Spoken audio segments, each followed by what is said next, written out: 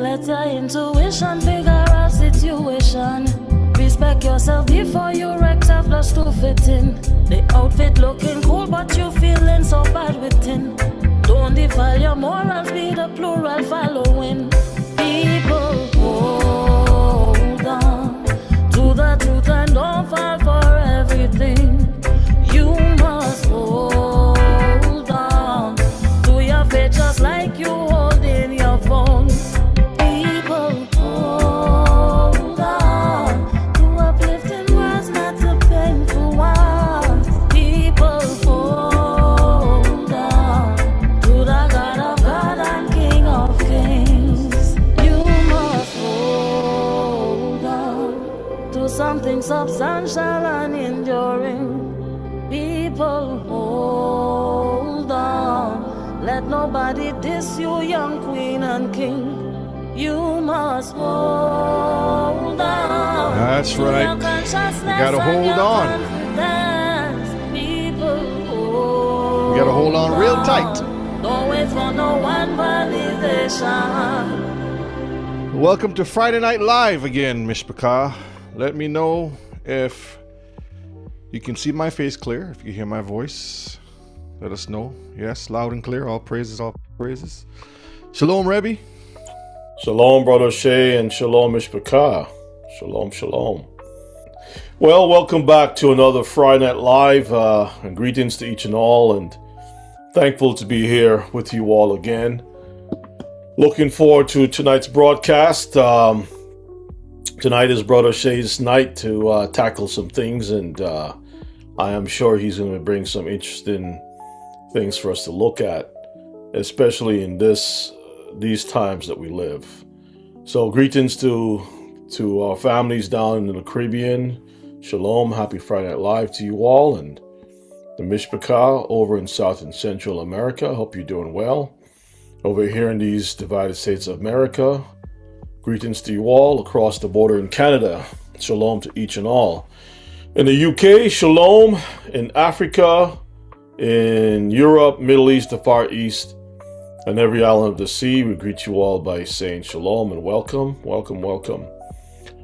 Quick note, I'm sure everyone received the email about tomorrow night. We're going to be going live on the prayer line. Use the prayer line access information, right?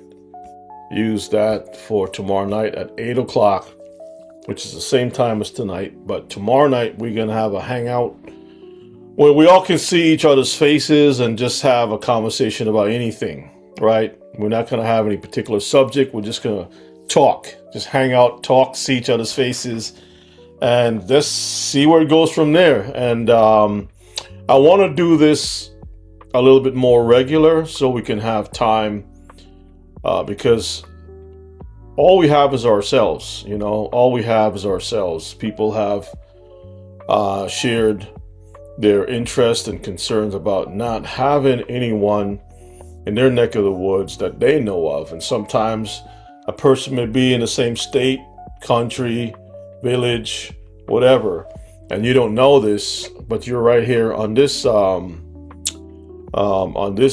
gathering.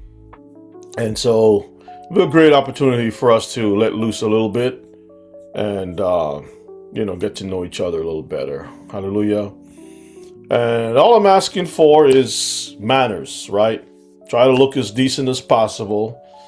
Manners in the sense of when you come on with your cameras, that there isn't a bunch of noise. Just be considerate, because sometimes people got all kinds of events on top of events on top of events, talking about different things, or your family members just talking and it doesn't come off so good. So that's all I'm asking, all right? We don't want it to be the last time. We want it to continue. Hallelujah. So without further ado, we'll ask our elder to open with a word of prayer, and then Brother Shay is going to get started. Hallelujah. It is a good thing to give thanks. Eternal Father, in the name of our soon coming King, Yeshua, we thank you for the day spent, that you protect us, take us out bring us back home safe. We thank you for the prayer, the teaching ministry, the brethren here, there, and everywhere.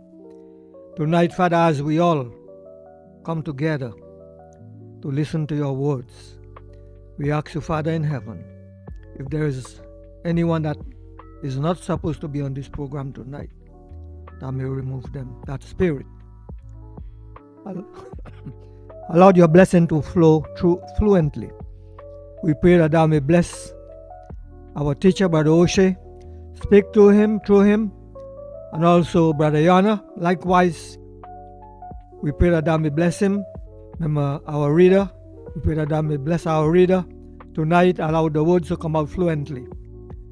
Brother Josiah, that as the words come out, we all will hear the words and we'll give you thanks and praise. We praise you, we bless you.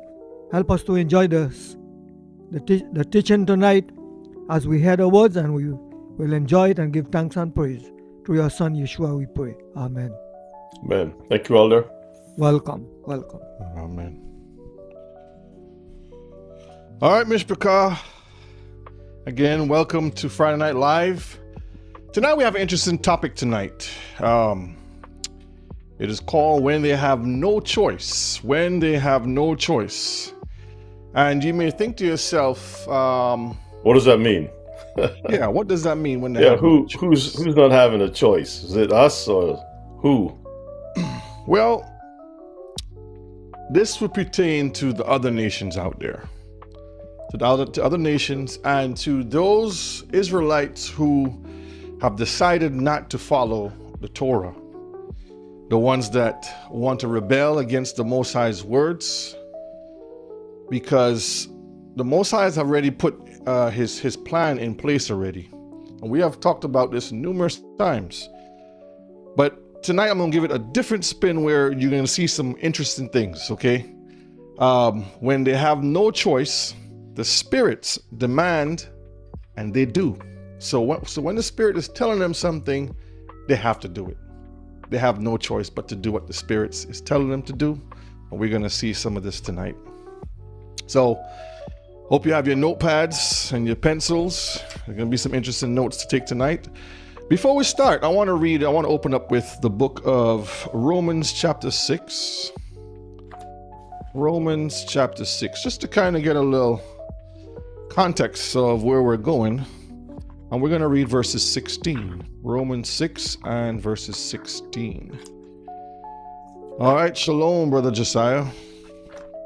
Shalom. All right, you're going to read verses 16 for us.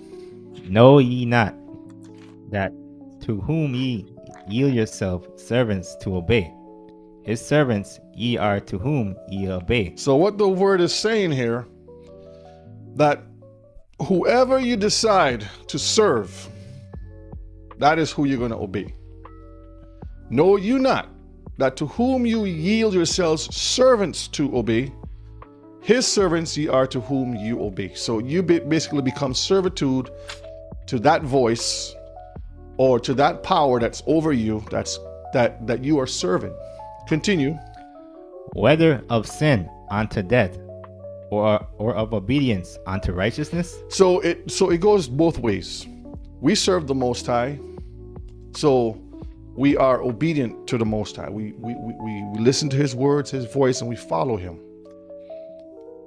In opposite to that, the other nations and rebellious Israelites, they serve the devil and all of his fallen to death, to disobedience.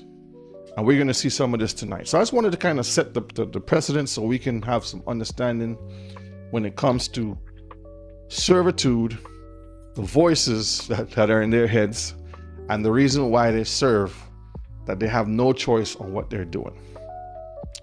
So tonight, Mishpachah, we are going to answer the big question. You know, we always have a big question in the back of our head. Why? Why? You know, we ask this question all the time. Why do the heathens rage? Why do they do what they do? Like, you'll sit back and you'll just see them doing things. Yeah, they're doing things and you're just looking at it and you're shaking your head like, I can't believe these people are doing this. I can't believe they're saying this. And it just amazes you. So even though we answered this question tonight, Mishpachah, we will still find ourselves asking it. Yes, Elder. We just shake our heads and ask the Most High to come quickly. So this is all we can do. We can just shake our heads and says, Abba Yah, make the time short and come quickly. Because we ask why, and the answers are right there in front of us, okay? And I'm going to show you some of this tonight. So before we get into the juicy stuff, we're going to get into some Torah stuff first to kind of set the stage so we can have some understanding to see what these heathens are doing. So Psalms chapter 2 and verses 1. Go ahead and read that for me, Josiah. Why do the heathen rage? Uh-huh. And the people imagine a vain thing? So why does the heathen rage? This is what David is asking. It's a very important question, because don't forget he was a shepherd boy. He was a general, captain, psalmist, and then he became king over the nation.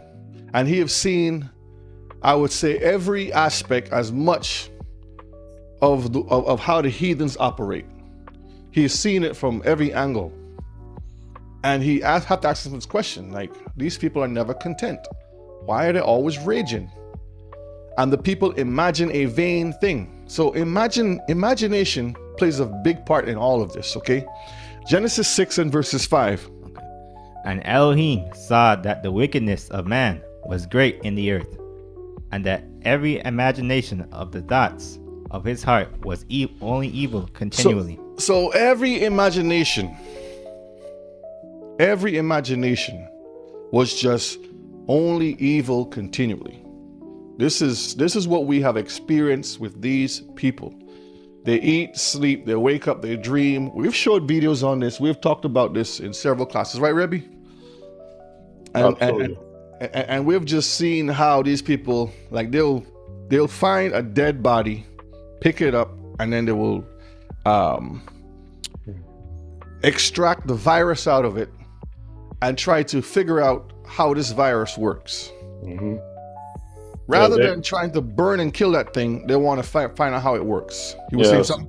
Yes, years ago we did some classes on that, but years ago they were looking at the Russian tundra, where it's like a wilderness of snow and ice and all that stuff. Mm-hmm. And they were trying to go under the permafrost to find creatures that died and the different viruses so that they can learn more about it and see how they can use that to help mankind. And the absurdity of that idea makes no sense. A virus is designed to do one thing only, and that's to kill. Cancer is just there to kill. These things are there as a result of man breaking the instructions of the Most High and, trying to reconstruct these things makes no sense. But to them, for some reason, as you said, they are, as the word says, they're hell-bent. They have no idea why they are driven like that. They can't explain it, but that's the direction that they tend to go. And those of our people that subscribe to that train will find themselves going off the rails when the time comes. And our Elohim has warned us countless times over and over and over where we should be and how we should live our lives. And so, yeah, I hope that our people will learn something tonight from this. Continue, Brother Josiah. Ecclesiastes 1 and verse 14.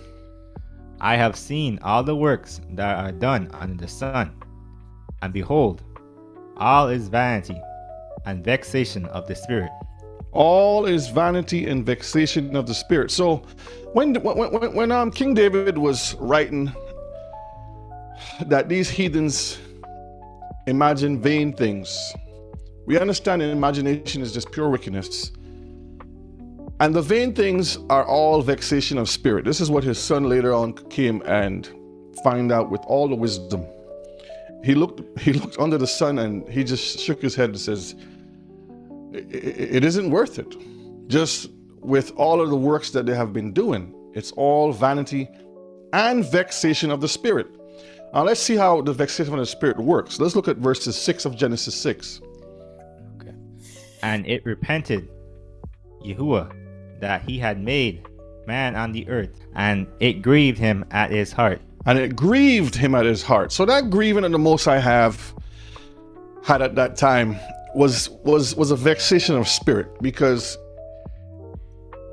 if you think back, Mishpachah, this was the perfect time. No sin on earth, beautiful, perfect time, and here comes the devil in the garden. And the end is history. We all know where it ends up from there. And it just trickled down to the point where everything that these people were doing was just wickedness. So it hurt the Most High in his heart. Isaiah 63 and verses 4.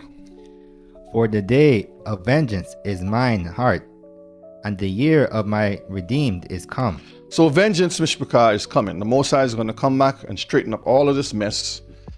And we won't have to worry about the wicked things that these people are doing. We won't have to be scratching our head and wondering why the heathens rage anymore, because the earth will be given back to the righteous, and we're going to have righteousness in authority, and won't have to deal with any of that nonsense or that mess.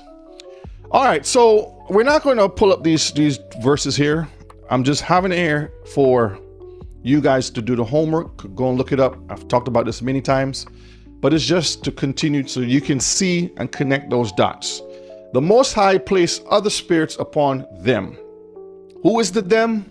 The them are all of those that are not in the Torah and all the heathen. Okay, the Most High placed other spirits upon them, because you have to understand that when you go to Jubilees 15 and verse 31, it tells you the Most High selected this group of people, special nation, and only his spirit is placed upon them. And the other nations have other spirits placed upon them. We've seen that before. Now, when it comes to our people who has rebelled, the Most High has given them over to a reprobate mind. And now those other spirits who are upon those other nations now attach themselves to the rebellious Israelites. This is how it all connects, okay? So when they are born, when these heathens are born, they will not adhere to anything righteous, because the psalmist again, David is saying, as soon as these people are born, they're estranged. They go astray right out of the womb. It's like they come off the bed crying and running. Their feet hit the ground, and they just start going straight into wickedness. We see it all the time. You say, why do these people think this way? There's a rock song called "Born to Be Wild." Yeah. One of those biker songs or something, right? Born to be wild. Yeah, and for them it makes sense. But real quick, Brother Shay, I'm not sure if this is Pastor Roach that's in the room or not. It says A. Roach, so I'm not sure. Is this Pastor Roach that's in the room? I noticed you said shalom to everyone. My reason for calling him out, because I've been trying to reach him quite some time. And, well, it seems like he's in the room. And I'm not sure if he's just avoiding responding to me or what's going on. But just for the record, if it is Pastor Roach, Pastor, I've been trying to get you. I see that you're reading my messages, but you're not responding. So I need to have a chat with you whenever you have some time. Okay, just let me know. So Born to Be Wild is definitely something that is embedded in them. And I remember years ago in my studies, after seeing all the research, and for some reason when you accumulate all of the world history and you sort it out by nationalities or people groups, you would find an overwhelming amount from these heathen that's all that they're bent to do. They're good at calling out other people and saying they're cannibals, they're this, they're that, they're all kinds of stuff. All right, Pastor Roach, so it's you. You just have to respond, brother. I mean, I don't know. but communication is something that if someone reaches out to you, just say shalom or let me know so I can know that you're receiving, because I don't know if it's you or someone else. Thank you. So yes, Brother Shay and brethren, when you put it on the scale, you can find very easily that one group has always demonized everyone else, and they are the ones who are actually doing more harm to this earth than anything else. And when I first opened the book of Jubilees and I read that part, I says, oh, it makes so much sense. It just made so much sense, because we are in church, for example, just giving an example, many of us raised in the church environment, and like, basically it's almost like you are surrounded, or you have the doctrines of the wolves, right? And then the wolves are actually telling you how bad the wolves really are, not realizing that you're surrounded with wolves. You're surrounded the same people, criticizing and exposing or talking about how evil the world is, are the same sets of people that are writing the laws. They're the ones that are executing the laws. They're the ones that are controlling the economy and everything else in this world, the medicine and everything else. They have all kinds of remedies, but they're the ones who's creating the problems. And the Bible told us that. Daniel gave us a overview when it says, and the book of Maccabees says, evils were multiplied when the Gentiles came in, right? And then it talked about in Daniel about the fourth kingdom that's coming about. Not just the fourth kingdom, but the other one, the brass into the fourth kingdom, third and fourth kingdom, and it was just nothing but evil. And that's what we're seeing today. So, brethren, don't feel no kind of way, right? Just embrace what the word is saying. And I know for many of us it's a little challenging because we have been raised to think very sympathetic, and we are very sympathetic and compassionate people. That's the reason why we're in captivity too, because we're always giving and forgiving and so forth. So the only ones that we are hard on is our own people. Yep. To the other nations, we want to keep rotating our cheeks, but we don't want to rotate our cheeks to our own brother and sister. So Mishpachah, like Rebbe says, born to be wild, because when we go back to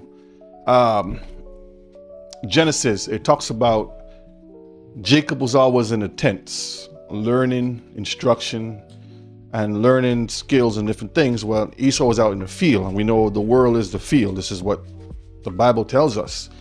And the Most High even went to even show that it wasn't about it being a baby.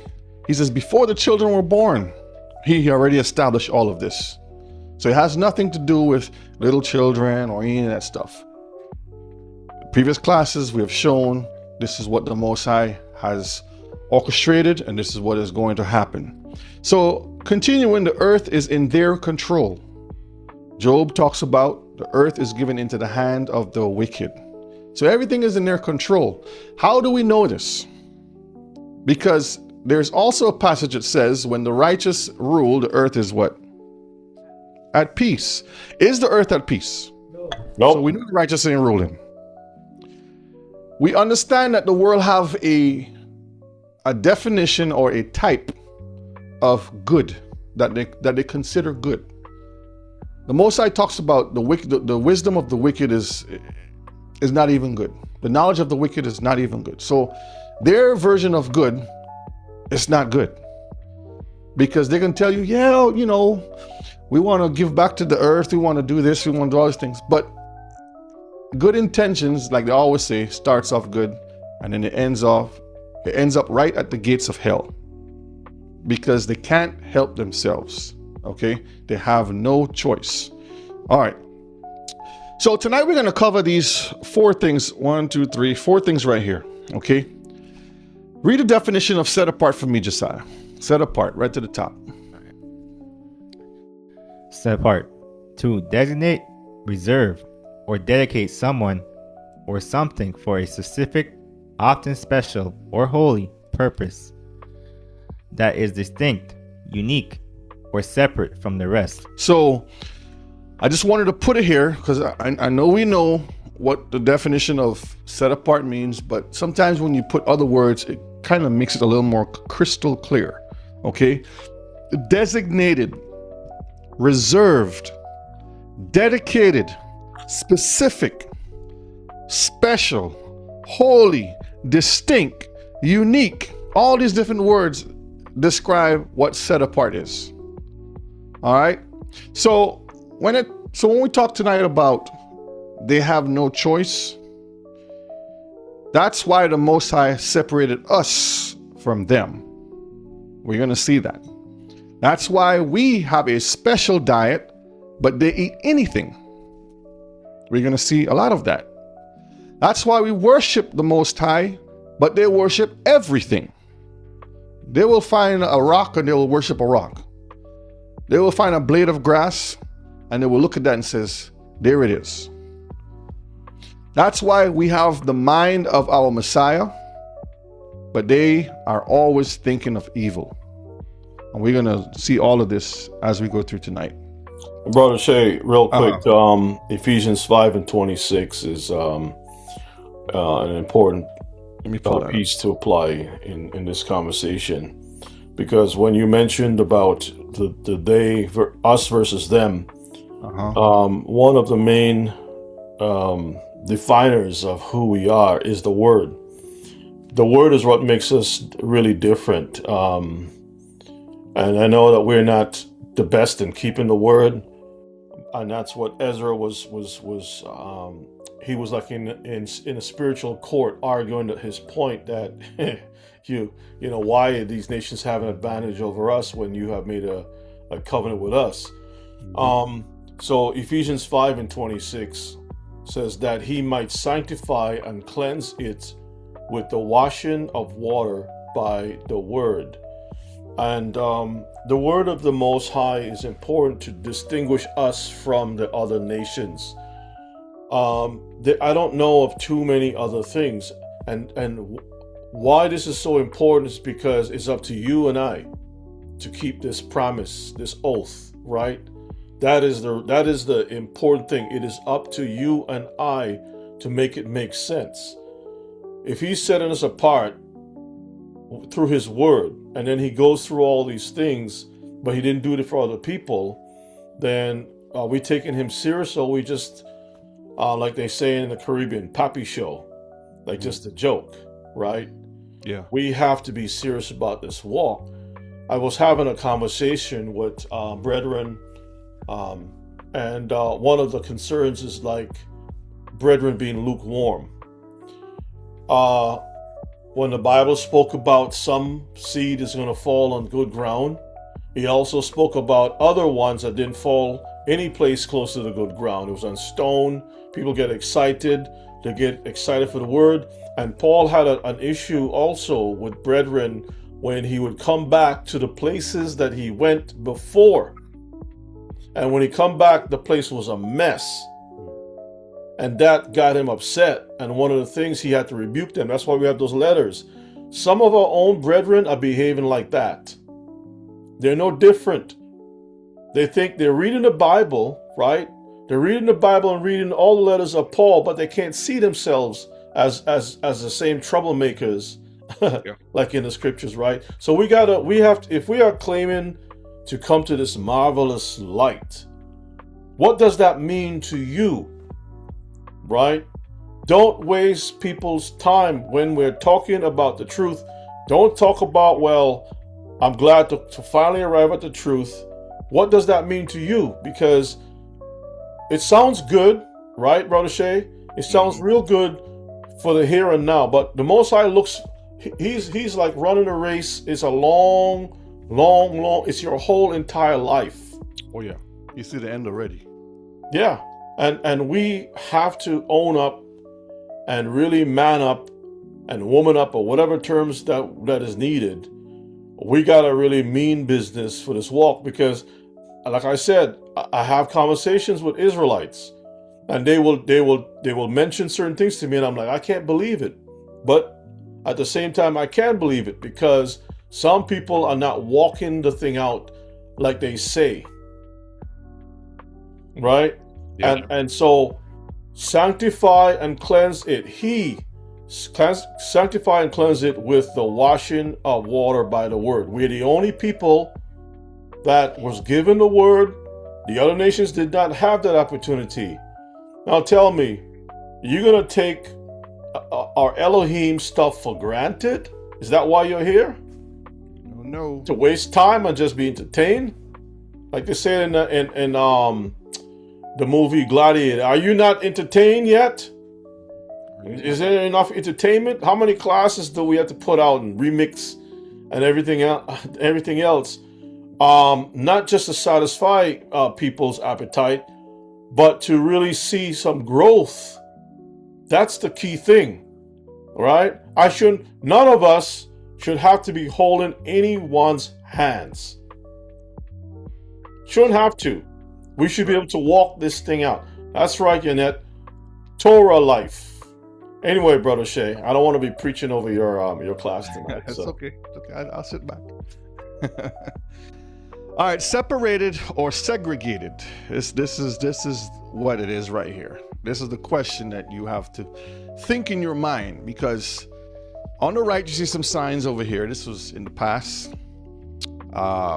Here in America, I'm not sure of other places, but I know this says, notice it is required by law under penalty of fine of $5 to $25 that white and Negro passengers must occupy the respective space or seats indicated by signs in this vehicle. So this is in Texas Penal Code, Article 1659, so forth in Dallas.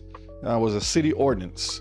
And this is just one example. All over the country at that time, you had segregation, right? And to some people, they would say segregation was probably a good thing back then, because our people were together, were united in doing things. But other nations were being wicked to us. Now that we're integrated, our people are so far apart that we are doing the wickedness to ourselves. Down at the bottom, you see it says Sears Department Store, 1930. I wasn't even born yet. But you see it says colored entrance and white entrance, right?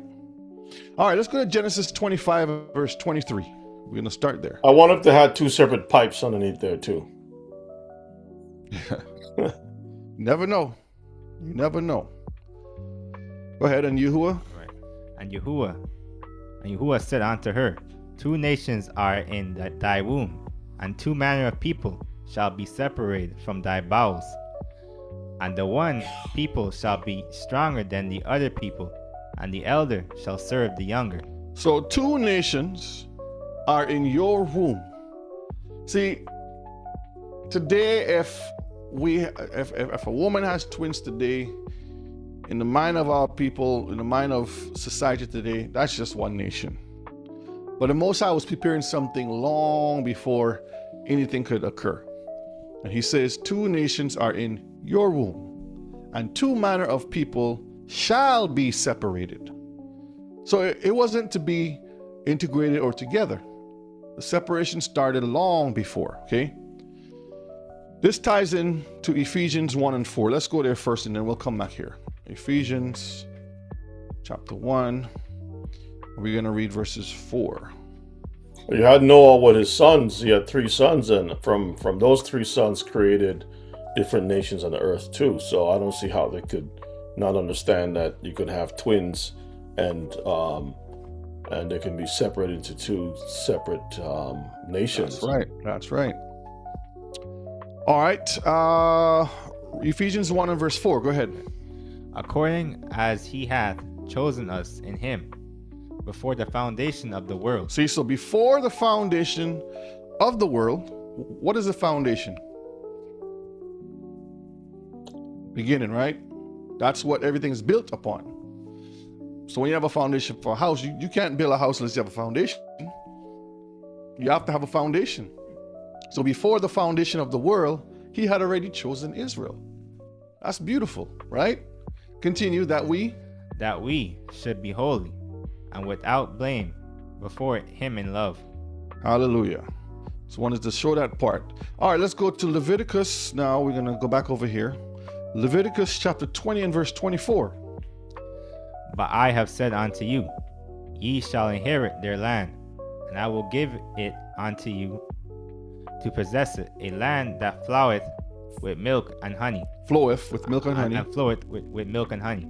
I am Yahuwah, your Elohim, which have separated you from other people. So the Most High has separated us from other people. He's the one that's doing the separating, not us. We're not deciding, we're going to pick a color. Whatever color we decide to pick, we're going to separate by colors. Green over here, yellow over here, blue, purple, white, black, red. He chose who he wanted. And he says, I'm going to pick you, Israel. And I'm going to separate you from all other people. It's the same theme. So I don't know how people can't see this. It's the same theme all throughout the Bible. Let's look at Jubilees chapter 1 and verse 24. Let's go. Let me pull this up over here. Jubilees 1 and verse 24. Let's go all the way down. The girl says it's the reason why every time we built our communities, they got burnt down. Why can everyone else have their own communities except us? Chinese have them, Indians, Mexicans, Europeans, all have them. In this country, Deuteronomy curses, 28 curses are real, beloved. Facts over feelings. You're right, brother. Absolutely. Yes. We can't have our communities, brother, because the Most High told us he's the one that wants to rebuild it. He has to be the one with the strong right arm to do that. That's why you don't see it happening. All right, Jubilees 1 and verse 24. And they all shall be called children of the living Elohim, and every angel and every spirit shall know. So every angel and every spirit will know that we are the children of the living Elohim. Continue. Yea, they shall know that these are my children. My children. He could have said, the whole world is my children. But he's saying, no, these are my children. Go ahead. And that I am their father. So if he's our father and he's saying specifically we're his children, what is the other nations to him?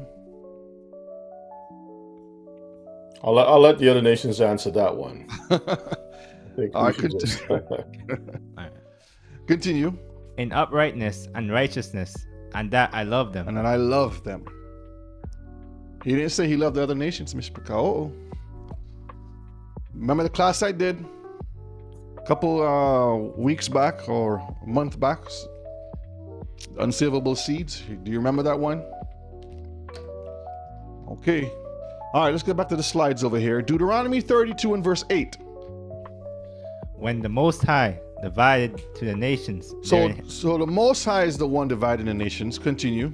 Their inheritance, when he separated the sons of Adam. So he took all the sons of Adam and he says, I'm going to separate them. I'm going to put them where? Go ahead.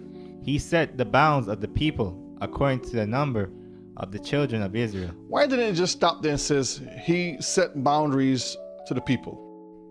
And it ended right there. But it went on and says, according to the number of the children of Israel. That means we're playing a very important role, and that everything is dependent on our existence. I remember I made a comment a long time back that if we don't exist, Mishpachah, the world will not exist. And that's a true statement. Because we're tied to everything. We're tied to the luminaries. The law, we're tied to the law. It's a contract. It's a covenant. Not a contract, it's a covenant. Because a covenant, again, have no end. A contract has a time limit to it. And that's the difference between us and other nations, okay? All right, be you holy. Leviticus 11 and verse 45.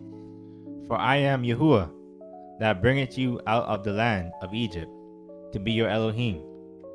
Ye shall therefore be holy, for I am holy. So the Most High says, I brought you, Israel, up out of the land of Egypt, and I am holy, and I want you to be holy.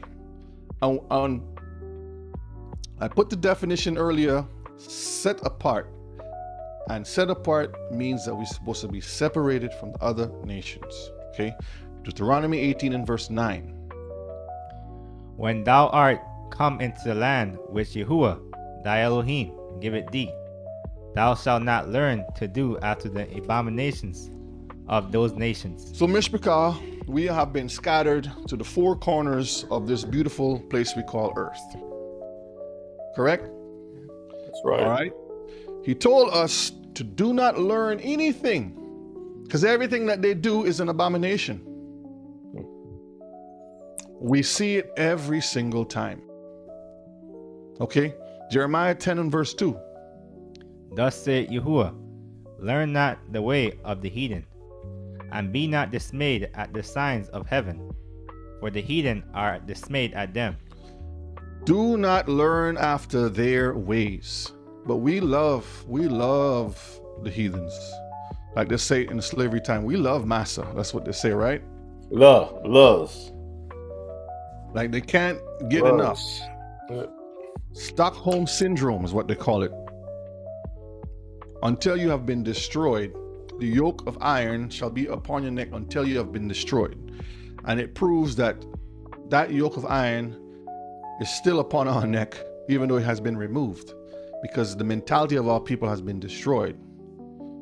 Even though you tell them, they still can't believe it.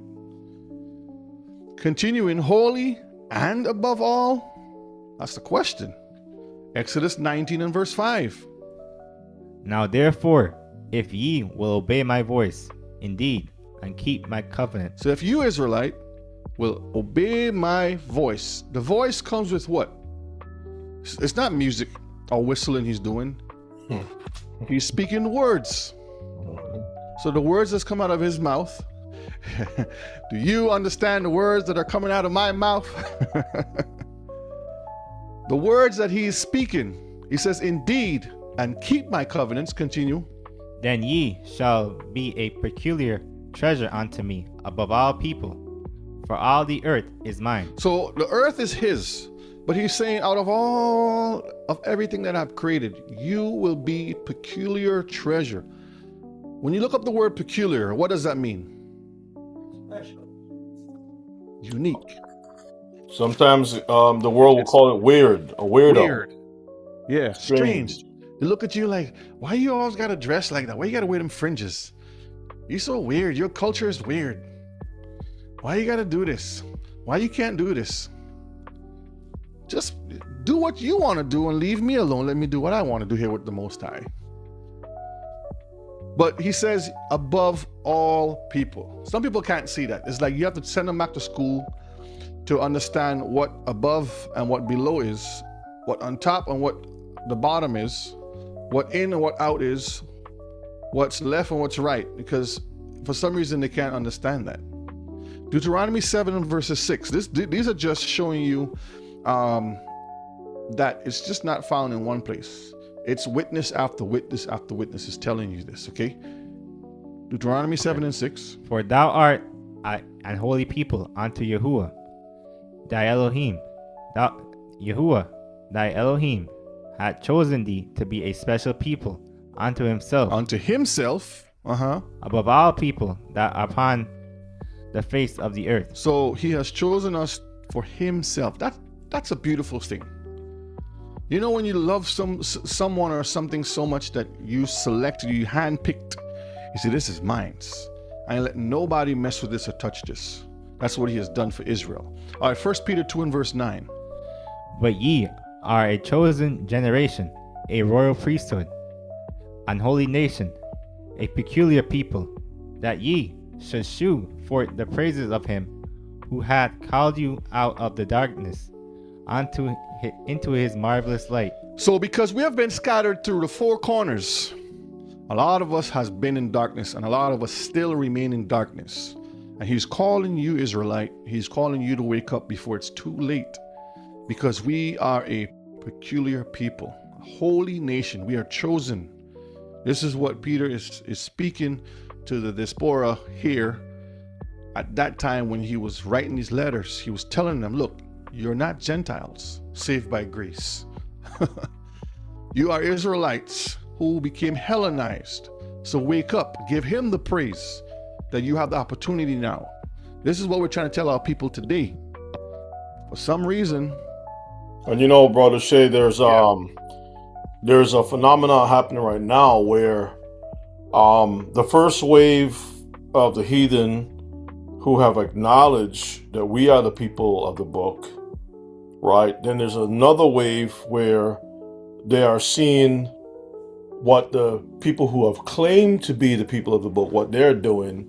And now they're asking these questions. Who is Israel? Who are the real Jews? Who are the real Israelites? If you go on YouTube or social media, there's a lot of people asking that question. Yep. Some people they know, and they are making mention of it piecemeal. But because, and for those of our own people who have the wealth and the access to fame and so forth, they are very careful in what they're saying. Yeah. They don't want to lose their status because, you know, they worked hard. They played a game. They worked with Satan very good for that time. And they want to still hold on to their positions. But, you know, Moses, it was unique that the Bible says he forsake even being called a prince of Egypt. Remember that? Yeah. And he decided to suffer with his own people than to be considered the son of Pharaoh. That's right. And so that is what needs to be going out for our people. They need to know that we have a history, a rich history, and many of our people didn't care for the association or the connection with the world. We wanted to just be away from all that madness, right? Moses was one example, as I mentioned. So yes, there are people who know who we are. The Gentiles, earlier, there was a lot of videos where they were making videos talking about these people and Deuteronomy 28 and so forth and making that connection. That wave has passed. Now there are people who have seen the fruits of the people who claim to be the chosen people. Now they're questioning everything that they're doing. Yeah, and now they're saying, well, but the downside to that is while they're questioning, now they're trying to hold on to Christianity and says, no, Jesus came and he got rid of that Old Testament Israel. We are a new Israel. You see what I'm saying? So they're still aligned to themselves, right? But within that whole group, there are still some fragments of people who know who we are. Now, here's the thing. Remember, I said, when the people of the world see the fruits of those who call themselves chosen, what they're performing, they says, no, they cannot be the people of the book. And that's our problem. That is our problem too. Because while we're claiming Deuteronomy 28, where is our fruit? That's right. Where is our fruit? Yes, the world has been lied to about the fake Ashkenazim and the Khazarian people and all that stuff. And, you know, they have lied to the world for a long time, used our scrolls and done all kinds of crazy stuff.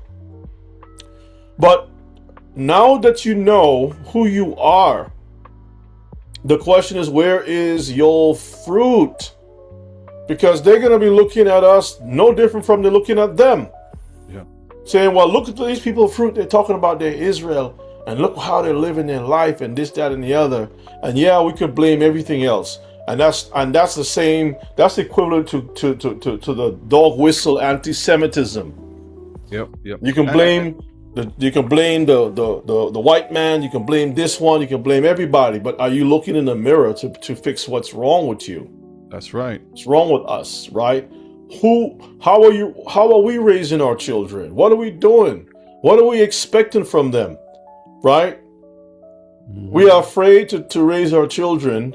We're afraid to make that U-turn to shuvah, to repent, and to become, to return to the marvelous light of the word. I don't know what the problem is, but again, the fruit is what makes us really the people of the book.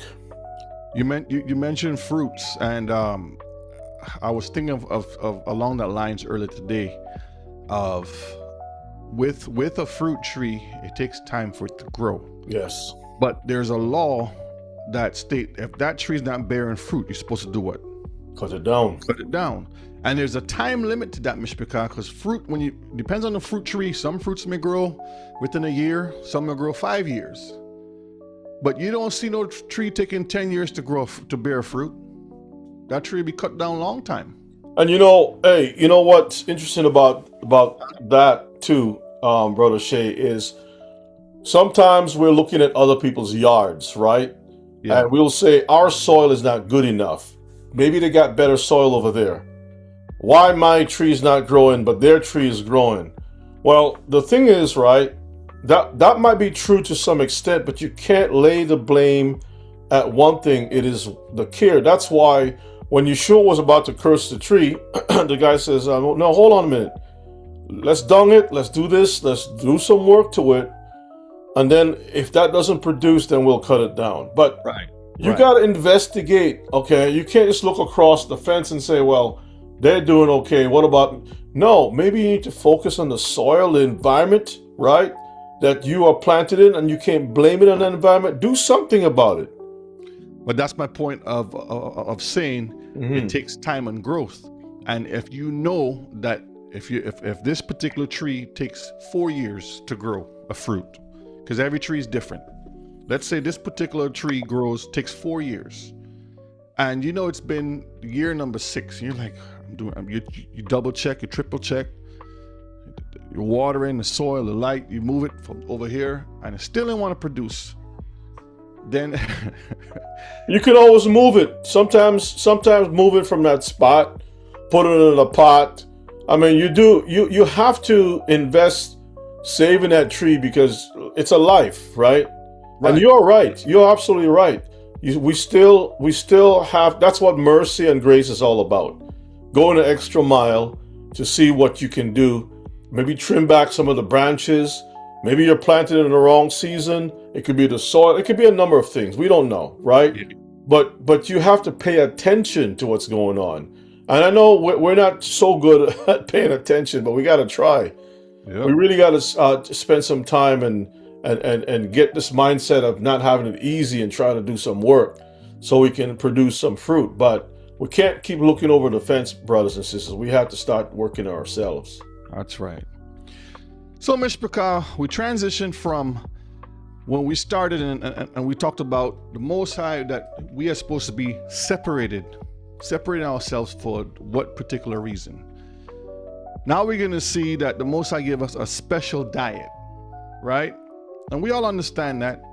And we see that the heathens, they want to eat anything. We're going to take a look at that. This statement that says you are what you eat is very, very true. You are, Mishpachah, what you eat. If you're eating good stuff, your body's going to be healthy. If you're not eating good stuff, your body's not going to be healthy.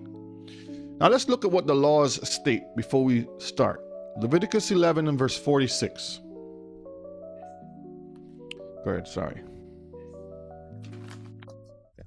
This is the law of the beast and of the fowl and of every living creature that moveth in the waters and of every creature that creepeth upon the earth. So I put this particular verse here because it covers, this is coming down to the end. It covers all of what, when you read the whole chapter, it tells you exactly.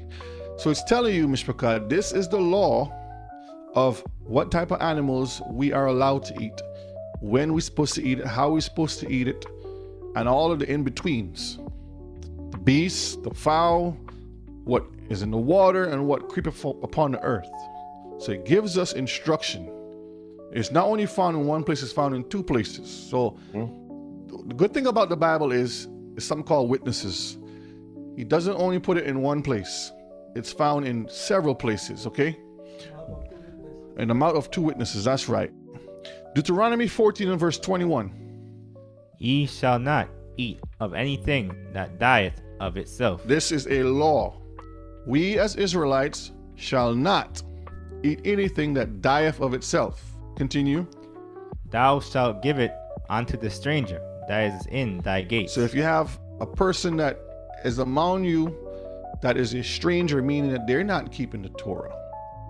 They're either of another nationality, or they may be a Hellenized brother that says, I'm rebellious, I don't care about the Most High. Yeah. The mac and cheese brothers. Right. Okay, you want to go down that road? Here you go. Continue, that he may do what? That he may eat it, or thou mayest sell it unto an alien. Meaning of another nation. Okay. For you are a holy people unto Yahuwah your Elohim. Because he's telling us we are a holy people. Again, we are supposed to be separated. Exodus 22 and verse 31. And ye shall be holy men unto me. Neither shall ye eat any flesh that is torn of beasts in the field. So if you happen to be walking down the street, Mishpachah, you come upon a deer or a chicken or something out there, and you could see that it got attacked by another animal, we're supposed to put that thing out of its misery. If we can't save it, meaning heal it, we got to put it out of its misery. We cannot consume that flesh because we don't know what sickness that has entered into the body of that animal. Okay? So when it says, you shall be holy men unto me, that is what he's telling us. We're supposed to not be doing as the other nations are doing. Continue. Ye shall cast it to the dogs. And to the dogs is talking about non-Israelites. Okay, let's look at Matthew 15 and verse 26 to get a little understanding on that part, and then we'll come back to this. As I'm gonna show you some videos, Mishpachah, and some articles. We're gonna look at some things that is very interesting. Again, they have no choice. The spirits tell them to do it, and they just do it. You'll shake your head and says, why? You just ask the questions, why? All right, Matthew 15 and verse 26 and 27. But he answered and said, it is not meet to take the children's bread and to cast it to the dogs. See, Yeshua is talking here, and he's saying it's not good for you to take what is supposed to be for the children of Israel and give it to the dogs. He didn't say dogs, meaning other nations. Okay? Verse 27. And she said, truth, Yahuwah, yet the dogs eat of the crumbs which fall from their master's table. Because they're the ones that's picking up all the scraps. So this is an example here of when you see cast it to the dogs. See where it says and to cast it to the dogs. It's the same language in Exodus. So Yeshua was quoting the same thing that was written in the law.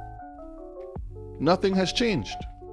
Yeah, the nations lack the discretion that the Most High expect from us. He wanted us to be different, and so with us, we are supposed to eat from one source. With the nations, they would take opportunity everywhere, and that's the mindset of many dogs. Now, some people can train a dog not to eat from other people. You could probably do that, but generally speaking, dogs will eat from any plate. Doesn't matter. Mm-hmm. We're not supposed to do that. Not even when it comes to the faith, the truth. Go ahead and read the other one, Leviticus 3 and verse 17. It shall be a perpetual statute for your generations throughout all your dwellings, that ye eat neither fat nor blood. Hallelujah. We're not supposed to eat either fat nor blood. What does that mean, Mishpachah? Doesn't mean that you can't cook with butter or oil, like some people may believe. That's not what it's talking about. It's talking about the actual fat from the animal people would actually eat. That is a thing in some cultures people do. You see the animal, there's fat, literal fat on the animal. They will actually eat that. blubber and other things, because that's their culture and their way of paying homage to gods, survival, whatever things that they come up with. Isn't it Science telling us that though. isn't it true with is it the English cuisine or is it the French cuisine that uses a lot of fats in their cooking to enhance the flavor of the foods? The French does a lot of that. Amy says French, yeah. Well, I have a script if you can pull it up in Go ahead. Baruch 6, and we'll look at verses 2, then we'll skip down. Baruch 6, which is the letter of Jeremiah. Baruch chapter. Letter of Jeremiah. It's the same as Baruch 6, but letter of Jeremiah.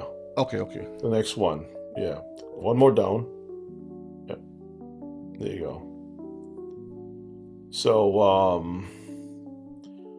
it says a copy of the epistle. Let me start at verses 1. A copy of an epistle which Jeremiah sent unto them which were to be led captives, right? So they're like getting ready to go into Babylon by the king of the Babylonians. Let's skip down a little bit. Let's go down to verses 3. Verses 3. So when they come unto Babylon, you shall remain there many years, and for a long season, namely 7 generations, and after that I will bring you away peacefully from thence. Now check this out, what he said. Go down to, let's start at 4. We'll read from there. Now you shall see in Babylon gods of silver and of gold and of wood borne upon shoulders, which cause the nations to fear. Verse 5 says, beware therefore that you in no wise be like to strangers. You see? Neither be you and of them when you see the multitude before them and behind them worshiping them. Verses 6. But say in your hearts, scroll down one more, Brother Shay. Sorry. Say in your heart, O Yahuwah, we must worship you. This is what we have to say within ourselves, right? 7 says, for mine angel is with you. That's a beautiful thing. And I myself caring for your soul. So if the angels is going to be with us, that means that the angels is giving an account of what we're doing while we're in captivity. And he's saying, first of all, the nations got their gods. Now, you may say, well, we don't worship the idols, but a lot of things that we see today, for example, the holidays, the Valentine's Day, which is what, tomorrow? I think it is. Yeah. All of these things are connected to a deity that the people worship. So you may not be worshiping the idol per se, but you're keeping the ordinances, right? The scheduled ordinances that's associated with those deities. And he's saying, don't get yourself involved in that thing. You got to be separate, right? And he's saying that when you come and you see these people, don't follow them. And so we find, brethren, throughout the history, even with the apostles, this has been the reoccurring theme throughout our book. Don't be like the people, be separate. Don't be like the people, be separate. Even to the book of Revelations, those that keep the commandments, right, and have the testimony, these are those that will have access to the tree of life. It's the same thing repeated over and over. Now, of course, in Christianity, they believe in Revelations. They have their own version of what's going to happen. But the part that they omit, or the part that they corrupt in understanding, is the part where it says to keep the commandments, right? They will say, well, the commandments is to love everybody. Well, the Most High love enough to make a difference and to separate, right? Because when you go to the grocery store and you have a bunch of apples right in front of you, apart from the ones that's in the bag, when you're going to get your apples, you don't just open a bag and just shove everything that you want and then wait on the scale and say, well, I'm going to get maybe 5 pounds of apples. You pick out the things that you can see. Sometimes, I know for me, back in the day, when you pick up an apple, you can actually smell it. Today, you can't smell anything. It is almost no fragrance to the fruits anymore, right? Mangoes, oranges, you name it. But one of the things that I'm accustomed to do is to get a little smell that you can tell if the thing is any good or not. You look at it, you feel it, you run your hand to see if it's firm or it has any marks in it or whatever, deficiencies in it.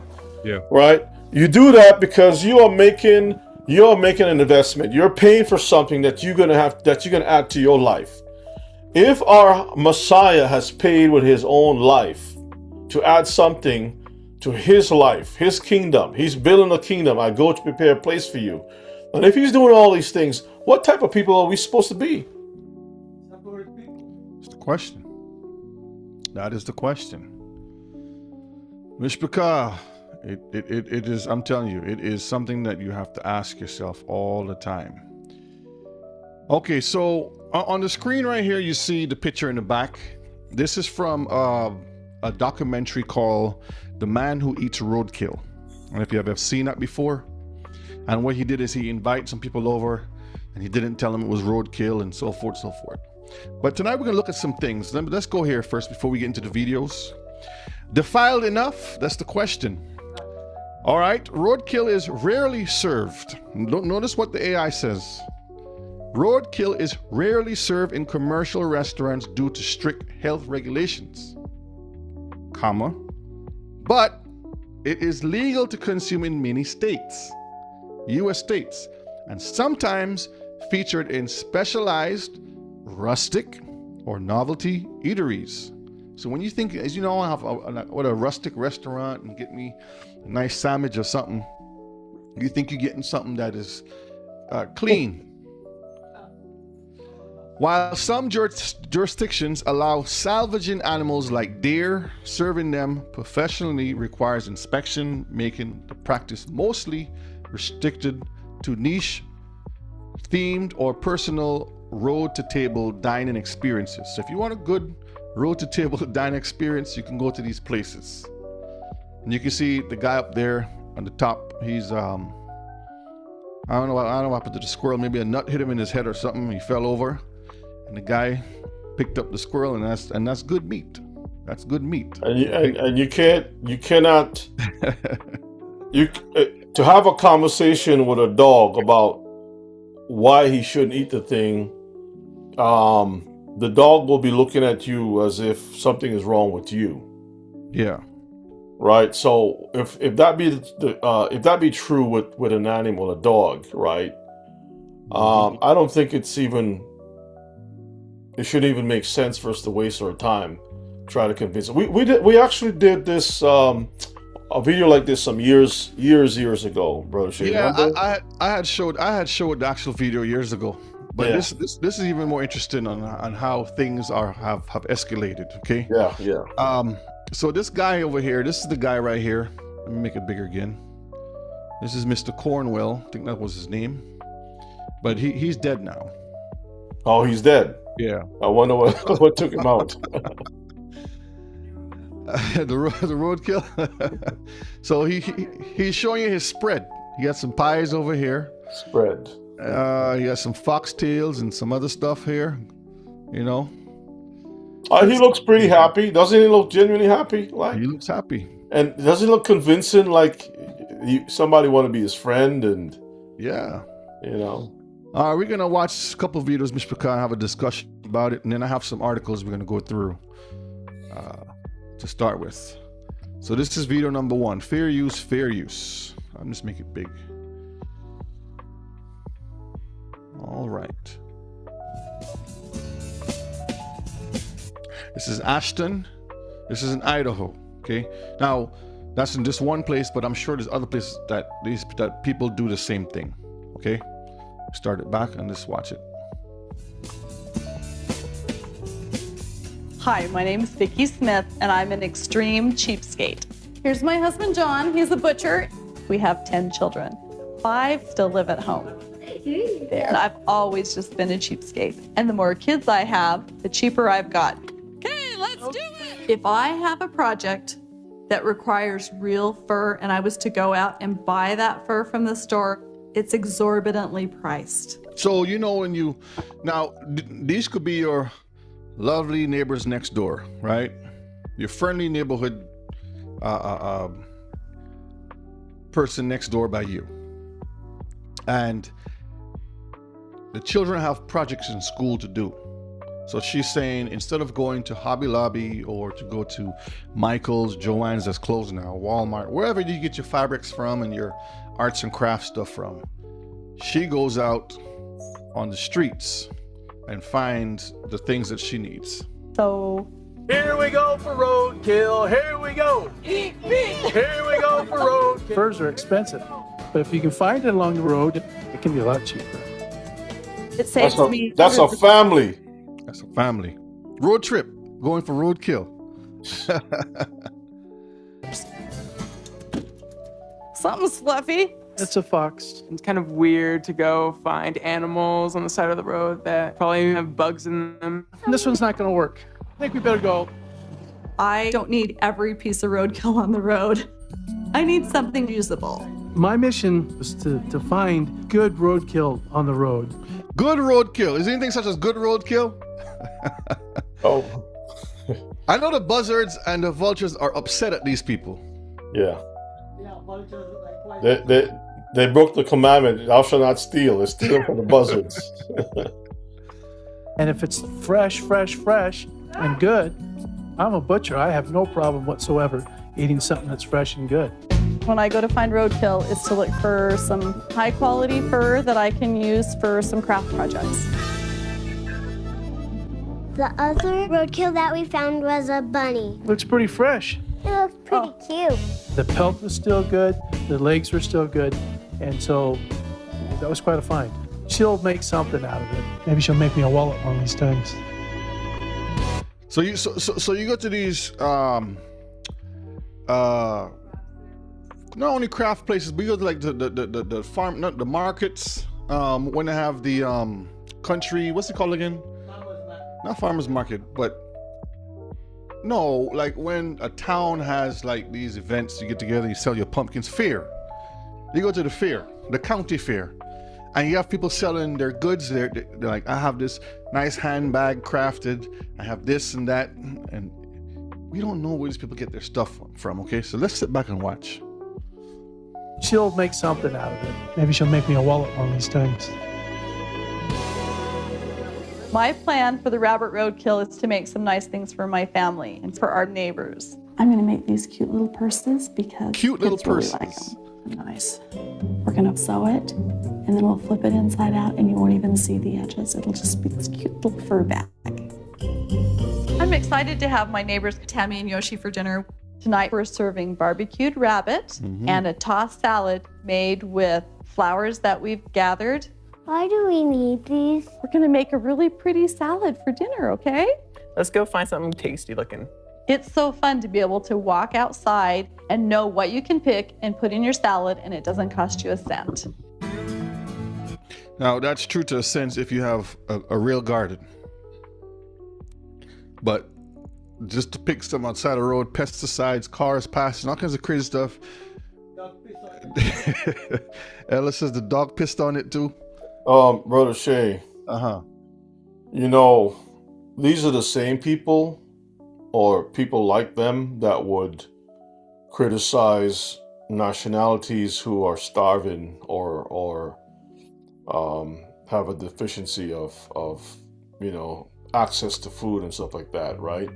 They look down on them and so forth. But look, this is TLC. This is a reputable company who have been out for years. It's called The Learning Channel, right? You're supposed to learn something. Here you got these people in a decent neighborhood, green grass. I don't see, it's not a hood, decent house. They got a fairly new vehicle, a van. So what is the sense of you driving around, right?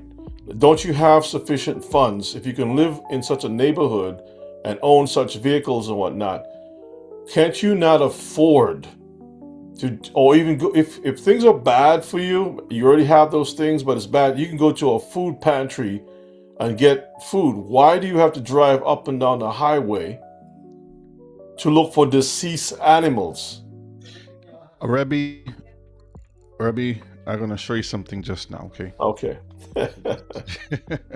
Let's finish this video here.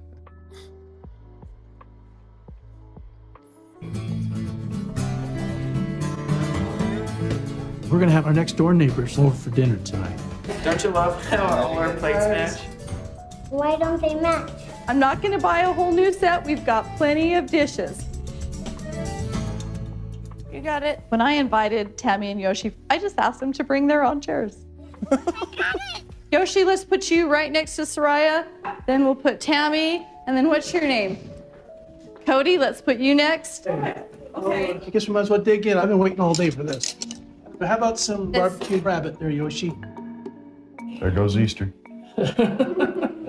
Somebody killed the Easter bunny. Terrible. I can't eat it. Roadkill rabbit, barbecue rabbit. Strangely, this tastes just like chicken. Okay.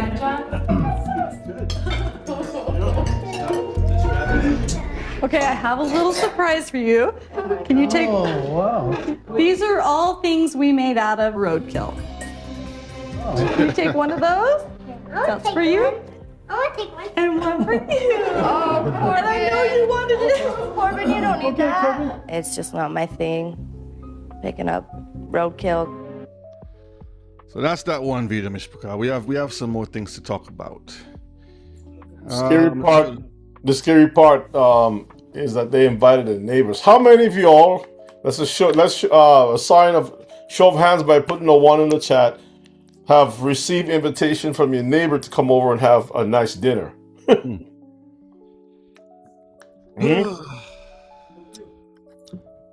Huh? Come on now. You got to be good to your neighbors, right? You don't know what people have, Mishpaka. Your neighbor's supposed to be your own kind. Yeah. We're talking about righteous Israelites, people who know. Now we're talking about potlucks and none of that stuff. All right, this is another video here. This is 1 minute and 39 seconds long. The official program started about 4 years ago. So the program you was talking about, Rebbe, we're gonna read an article just now. You know what? Let's read the article first, and then we'll watch the video. So let me just do this here. Put this down a minute. I'll have you read this article, Rebbe. Let's make it big enough so I can see it on a tiny screen. Yeah. All right. This is 2020, right? But I have other stuff that show this is still going on. All right, cooking roadkill for the homeless and needy. Just read the highlighted parts. A handful of programs around the country serve roadkill animals as food instead of letting them go to waste. This is So like you Jesse. talked about, yeah. So you talked about going to the food pantry. Okay, let's see what it says. So go ahead and read that part there. Those who get their groceries from North Valley Food Bank, a nonprofit organization in Whitefish, Montana, are likely to find the following things in their weekly box: gallon-sized Ziploc bags of Cheerio cereal, fruit salad, a green leafy vegetable from some sort, and a hunk of frozen roadkill meat. Yes, you read that right. Roadkill as food. Let's took jump some. down. What's that? We could jump down here now. Okay. So this is the guy here. Well, this is one of the guys who would get the roadkill and fix it up real good, package it, and then give it to the food banks. Now, I'm not saying this happens at every food bank, but what I'm saying is be cautious to what you're getting, where you're getting it from, who you're getting it from. Know what you're consuming, okay? Because the heathens love to be deceitful. All right, go ahead and read the highlighted parts. Since the mid-1980s, the North Valley...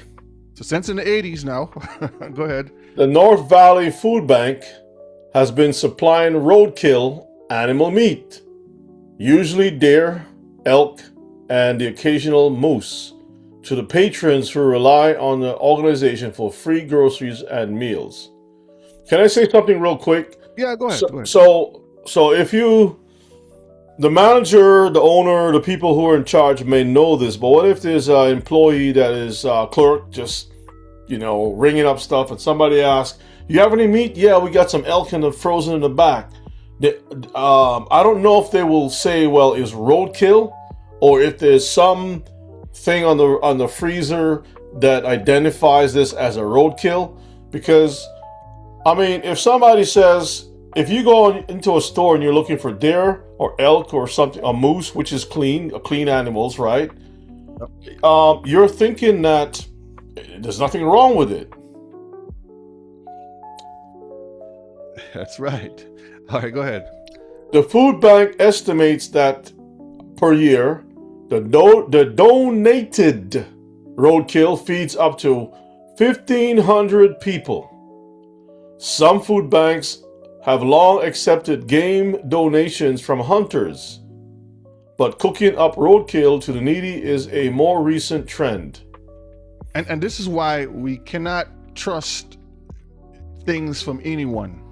Like if someone goes out and says, "I go hunting and I could bring back some meat," we don't know how these people found this animal. If they club it across the head, if they just find it in a ditch somewhere, we don't know. I think you told a story last time, long time back, with your neighbor and the deer that got hit. Yeah. I was coming home from work in the evening, and two deers.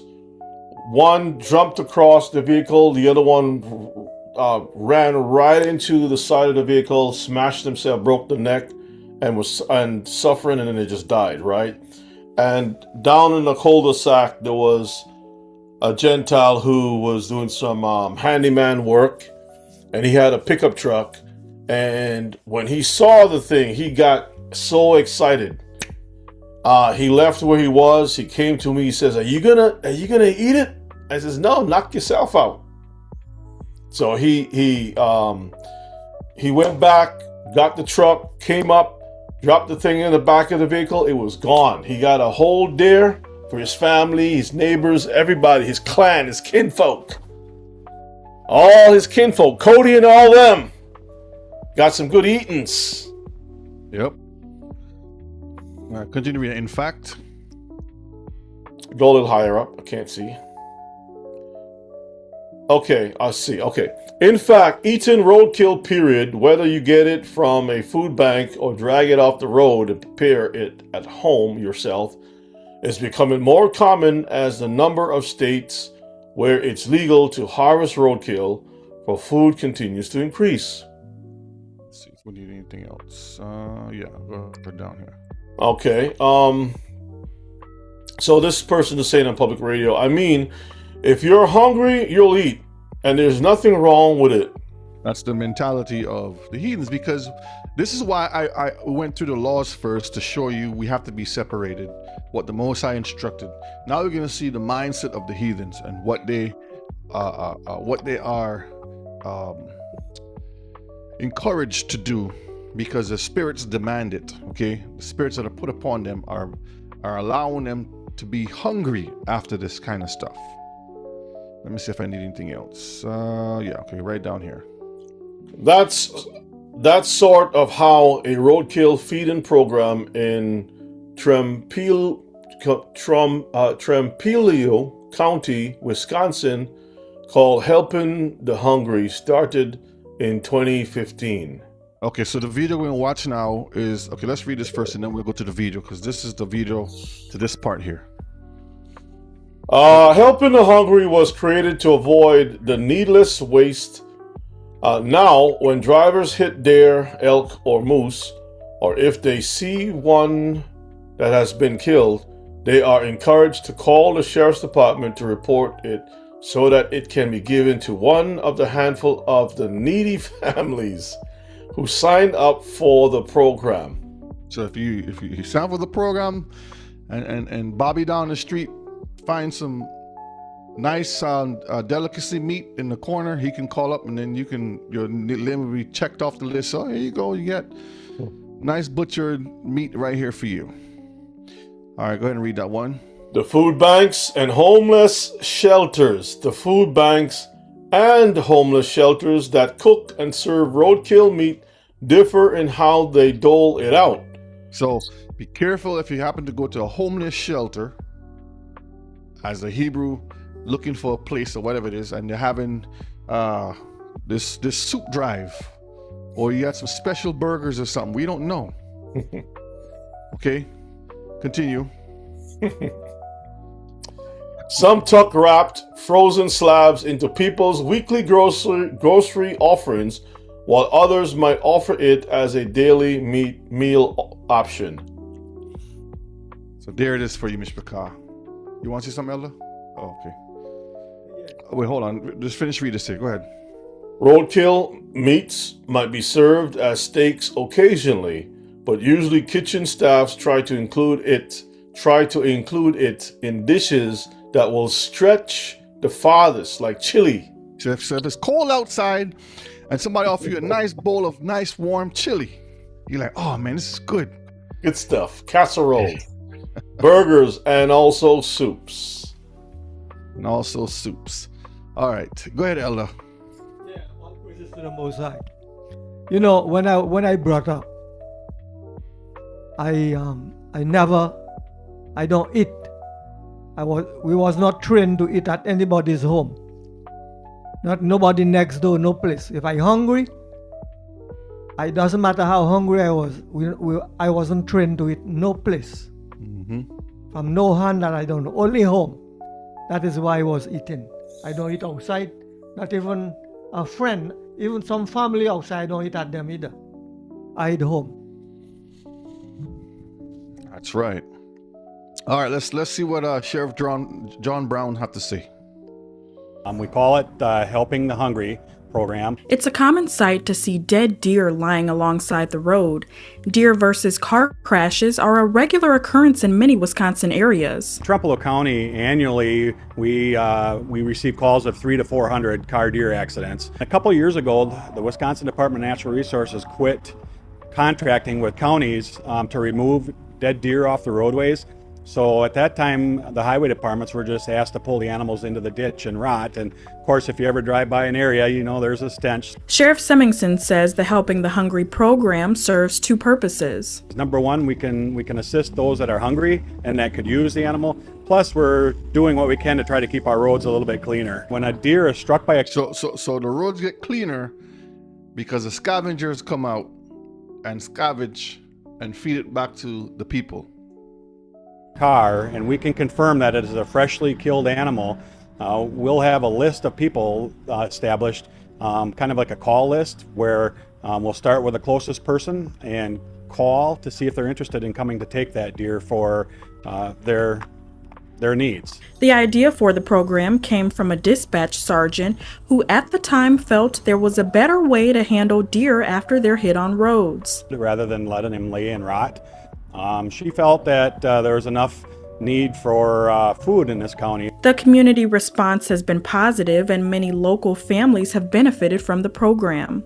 Probably about 50 or more animals a year are struck and preservable, that we make calls on. All right, Mishpachah, so you see it for yourself, right? You hear it straight from the mouth of these people. All right, let's look at another article before we, let me see. Get some sweet venison. Yeah, this is the guy here. This is how he died here. Let me see. We're just going to read the highlighted part, but this is his name. Cancer. Yeah. So, Eccentric from Cornwall. Go ahead, you can read that. Eccentric from Cornwall, who became famous for eating roadkill, has passed away after a battle with cancer. Arthur Boyd would eat badger, rat, pheasant, anything he could get his hands on, and usually it was from the side of the road. That's all we need. It was a scavenger. Yeah, very, very interesting. So you're out to work, you're coming home from work as a husband, And baby girl is in the kitchen cooking up some good stew. Right? You haven't gone to the groceries to get what you need, or maybe you picked up something on your way home. She said, "No, I got dinner set up for you already." You're trying to figure, well, I got the groceries right here. What do you mean you got dinner set up? You know, Yep. got some good old roadkill provided for you, barbecued, grilled, smoked. And you know, some people would have community barbecues. This is from the BBC. Eating roadkill in West Virginia now. Okay. And you see the animal there. We're just gonna look at the pictures. We're not gonna really read through this one. Having a nice barbecue. Look at that. Look at that. Becky. This is the Roadkill Cooking Festival. Yeah. So they actually have a festival on it, okay? Black bear, possum, elk, and even reptiles are on the menu. Okay? Look at that right there cooking. On the grill. Make some nice fajitas.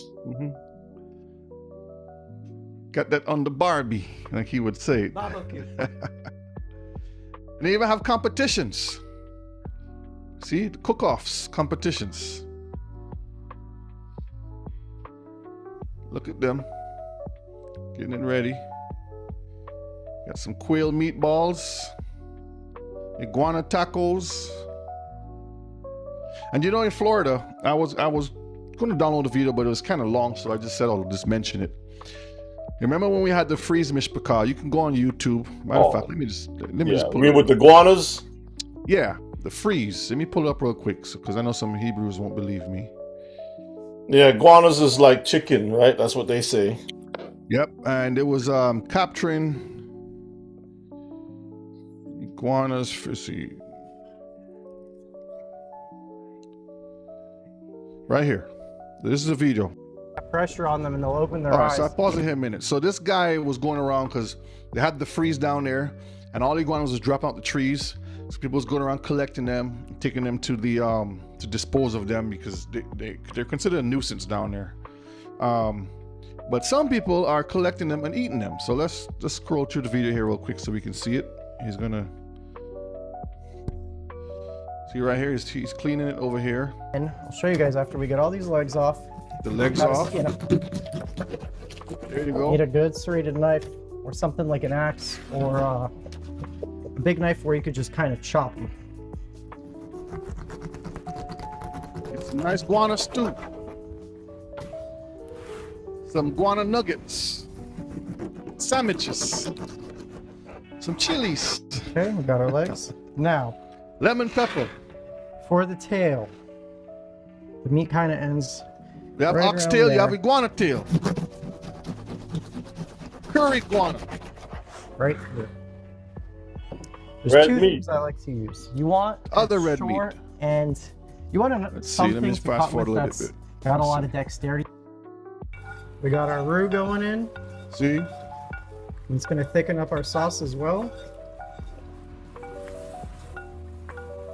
We're thickening up our gumbo. Give it a lot of flavor. Gumbo! There you go. For the breaded wings, just got some all-purpose flour. More of Wait, that. wait a minute. Did he say breaded wings? Yep. So where's the wings? That's the wings right there. you think you're having some wings. All right, I just wanted to just show you that. I'll put it in the chat. Let me so y'all can go watch it yourself. And you can see it's like 40 minutes. So I didn't download that one. All right, so back over here you're having the whole town is lined up. Look at them. Roadkill draws thousands of hungry Americans. Go ahead and read that one, Rebbe. Okay, it says was it Marlington's roadkill draws in thousands of hungry Americans, many from southern U.S. states such as North Carolina and Georgia. The festival is a tremendous income for the whole county, says Barry. What is that? Will Fong, who organizes the event. That's all we need. Okay. Yeah, so you can see right there, you got the chilies right here. Thick broth of bear stew. Black bear stew. Mixed with beans and chili. Mm-hmm. Bubbled over a stove for hours. Okay, so you got some nice beer stew right there. Okay. Scrolling down. So, Mishpika, you see, right? Go back. Let's see what his pappy, his pappies and his kinfolk. That's look at those faces. Then have a nice jig, nice dance together. Yeah, after they eat all the good kills. Look at that. Let's see if you need more. Yeah, look, see? Venison, boar, everything they have. Spice things up. She fried venison into crispy wontons. Stuffed coyote to entice customers. Got the orange Agent 47 shirt. Yep, my grandma always had rabbit and squirrel gravy for breakfast with big whole biscuits. Okay. See some tacos right there? Roadkill cook-off dishes. So there you go, Mishpika. And then you have right here in the background, the church right here. Oh yeah. And open arms worldwide. What? Wait a minute. Let's read that. Let's read that. Hold on, let me make it bigger. Please. Can you go back up a little higher up? Let's see what was before that. Okay, let me back small. We want to make sure we identify that that's not a broken part away from the article, that it's still part of the article. So that's the family right there. It says, I prefer to stay and live in places like Marlinton, though where you know everybody, time seems to slow down here in a good day. So let's look at the other part with the flag and the church. That's Methodist, Seventh-day Adventists, Catholics, and Jehovah's Witnesses all compete for souls in Marlinton. Slogans like Christian Lives Matter are posted on billboards, a reminder of the conservatism in the area. It says, quote, I will decide my vote in election based on the issues of abortion. So that's politics, okay. But I guess the point is here that these are all God-fearing good Christians, right? Yep.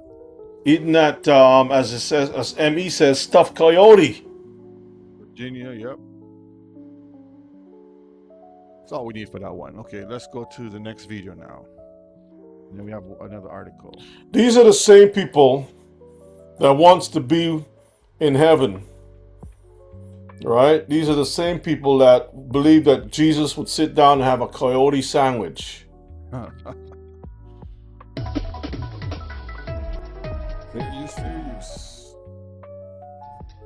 Chef Doug Payne at the Hotel Vermont is preparing for a different type of meal next month. On November 7th, the hotel will host Wild About Vermont, a fish and wild game supper with all donations from local hunters and fishermen. The idea So even at the hotels now. is to get people connected to their local food sources, but also to showcase the traditions of Vermont. Fish caught in Lake Champlain will be on the menu. James Ellers with Lake Champlain International dropped off this lake trout and walleye. Proceeds from the dinner will go to both LCI and Vermont Fish and Wildlife. So it's a perfect fit for us as we try to bring people together around the sustainability of local wild food. Animals like goose and land dwellers will also be served up, including deer, bear, moose, and muskrat. You can choose what you want to eat. We're not going to serve anything. We're not going to force anyone to eat muskrat if they don't feel like it, but it will be offered to everyone. And what do you think about the utensils and them cooking with all the stuff? You go there and you say, you know what, I don't want to have that, but I want to have a sandwich, a burger or something. Let me get some mashed potatoes, chicken and gravy. But or just a salad. Huh? Or just a salad. Yeah. And the cook in the kitchen, his hands are so defiled, but he's making you a nice, delicious salad. Nice vegan, healthy salad with all the greens. Roadkill will also be served up for dinner. Vermont Fish and Wildlife says they'll be supplying 3 animals injured or killed on roads and highways. Injured or killed. Let me go back, because I don't know if you heard that. Let me go back again. Yeah. Hear what she say. But it will be offered everyone. Roadkill will also be served up for dinner. Vermont Fish and Wildlife says they'll be supplying 3 animals injured or killed on roads and highways. It's an idea that diners find different but interesting. Vermont's quirky, and let's keep it that way. It's not one of my favorites, but a lot of people like eating that type of meat. I think it's a great idea. To get a taste of the wild will cost you $75. $75 to taste that nastiness. Who wants to pay that amount of money for It's cooked in white wine sauce. Mm-hmm. Truffles. Yep. Nice butter. Payne says it will be delicious and well worth trying. I'm sure 90% of Vermonters haven't tried beaver, but I'm sure they would like it if they did. In Burlington, Keel Smith, WPTZ News Channel 5. All right, Ms. Picasso, you hear it there for yourself, right? All right, let's go to this one here, this article here. We'll move on to the next slide. All right, Rebbe, you can read the highlighted parts on this one here. Okay. Want to read the headline? Yeah. British artist craves roadkill during pregnancy. Eats run over pheasant and other critters. That's her right there. Okay. All right. Scroll down. You can see that good, or you need to be a little bit bigger. Just make it a little, yeah, right there is good. A taxidermist from England has developed a craving for roadkill during her pregnancy. Professional artist Alison Brierley says she has recently experienced an overpowering urge to eat the meat from dead animals found on a roadside instead of her usual habit of making jewelry using their hides. See, so you have this person who go out there and get dead animals and make stuff from it and then sell it to people passing by. You don't know what you're getting. Cursed objects, all kinds of stuff that you get from these people. This is why they can't help themselves, okay? Continue. Usually I eat really healthy, but now I'm pregnant. I get strong cravings for roadkill, she told the Daily Mail. Cravings. Go ahead. It's more gamey than other meat, and I love the taste. So Brother Shay, she's pregnant. Yes.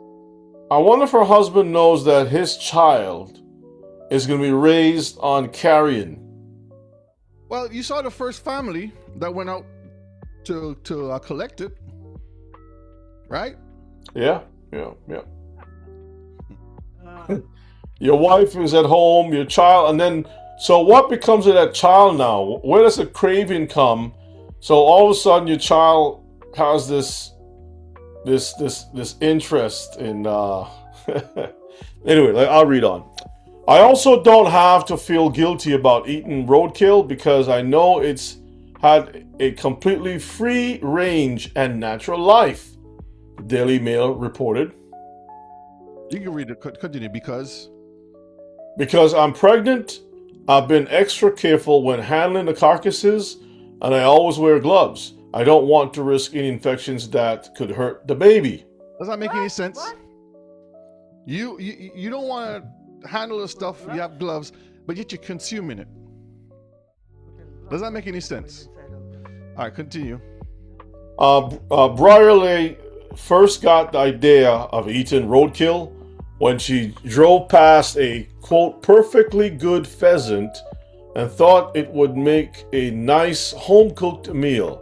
So again, to them, good, their definition of good and our definition of good is two different things. Yeah. You were saying something? Okay, go ahead. So it's a home-cooked meal, right? I took it home and marinated it in olive oil for 4 days. Before I made a kind of Kentucky fried pheasant dish, she said. I've also tried hare, deer, pigeon, rabbit, owls, and partridges, but pheasant is still the staple because it's so common. I would like to try fox and badger, but they're never in good enough condition to eat, although I have used them for my artwork. See? So the things are already defiled. So Mishpachah, if you don't know what's defiled, go back to Leviticus, go back to Deuteronomy and Numbers and read through. It'll tell you word for word. The Most High talks about what is clean and unclean, and you touching these things will be defiled, and so forth. Okay? Continue. Brierly has also hosted roadkill dinner parties for her friends who she claims love her eclectic menu. Sometimes she gets calls from a pal telling her they have just seen a fresh carcass by the side of the road on their way to work. There you go. Call her up. Let me see if I need anything from here. Our friends and our friends, co-workers, everybody's in the same. Anyway, that's her right there. See her right there on the side of the road? Yeah. That could be your Walmart cashier, the nurse at the hospital, your child's teacher at school. That's insane. That's really, really, really insane. So Mishpachah, they can't help themselves. All right, synagogue of Satan. Revelations 2:9. Read that for me, Josiah.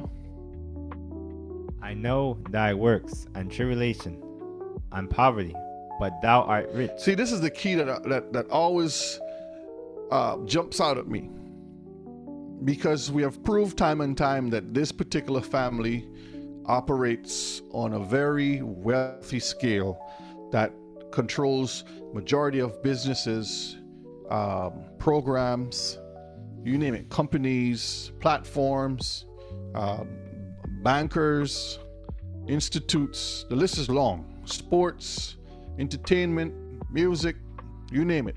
Politics, military. The list is long. That's why I know it pertains to Mishpachah. What money do we have that we can put a couple shekels together and do something? Continue.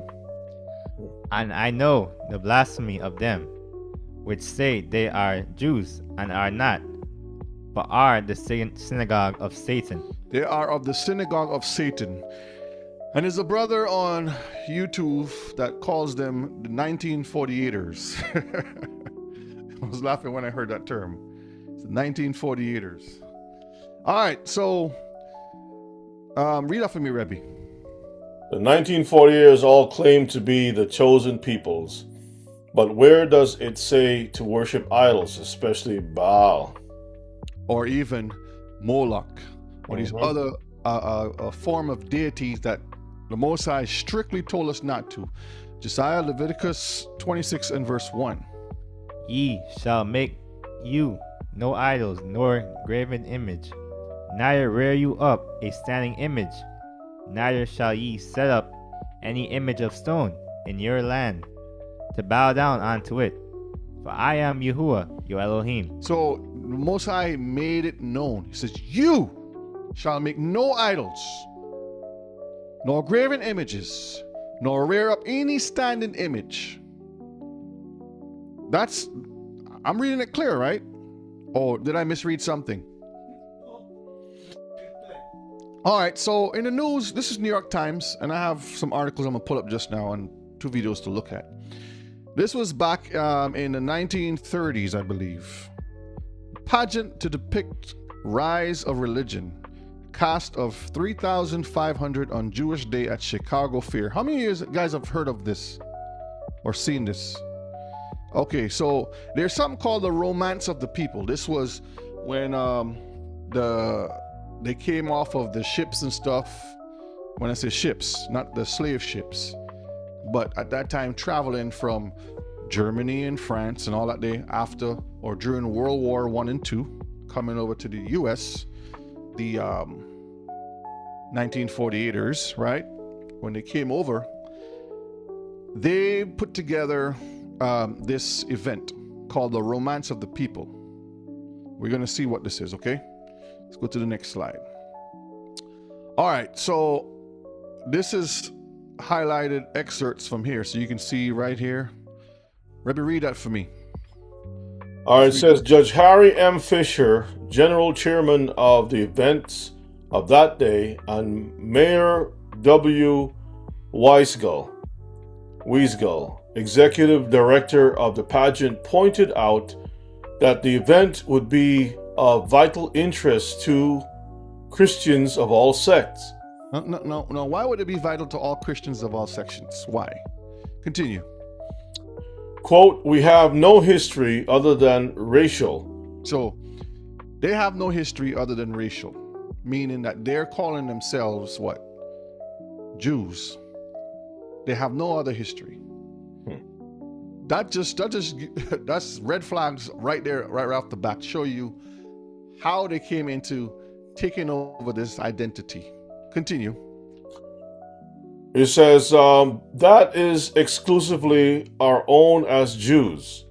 Judge Fisher said, quote, our religious history belongs not only to Judaism, but also to Christianity and Mohammedanism. That's Islam.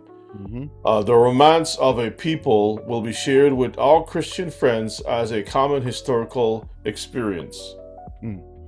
All right, let me pull this to the side a minute, and I'll pull up the first article. Said that was set up back in the 1930s, 33, in Silver Field. This is the article here. Okay. You can see it. This is Chicago Stories. So I'm not making anything up. Romance of the People, Jewish History in Chicago, 1833 to 1933. 100 years of Jewish history. We're not going to read anything in this. I'm just showing you there because I pulled excerpts already out of it. So you can see it for yourself, okay? That's one article. Another one is this one here. This is from the Juf News. The Jubu News, right? Like you would say, Rebbe? Jubus. Jubus. Go ahead and read the highlighted part, and then we'll go to back. Make it a little bit bigger for me. Right there is fine. So yeah. The greatest Jewish spectacle ever staged in Chicago took place on Monday evening, July 3rd, 1933, at Soldier Field, before more than 125,000 people.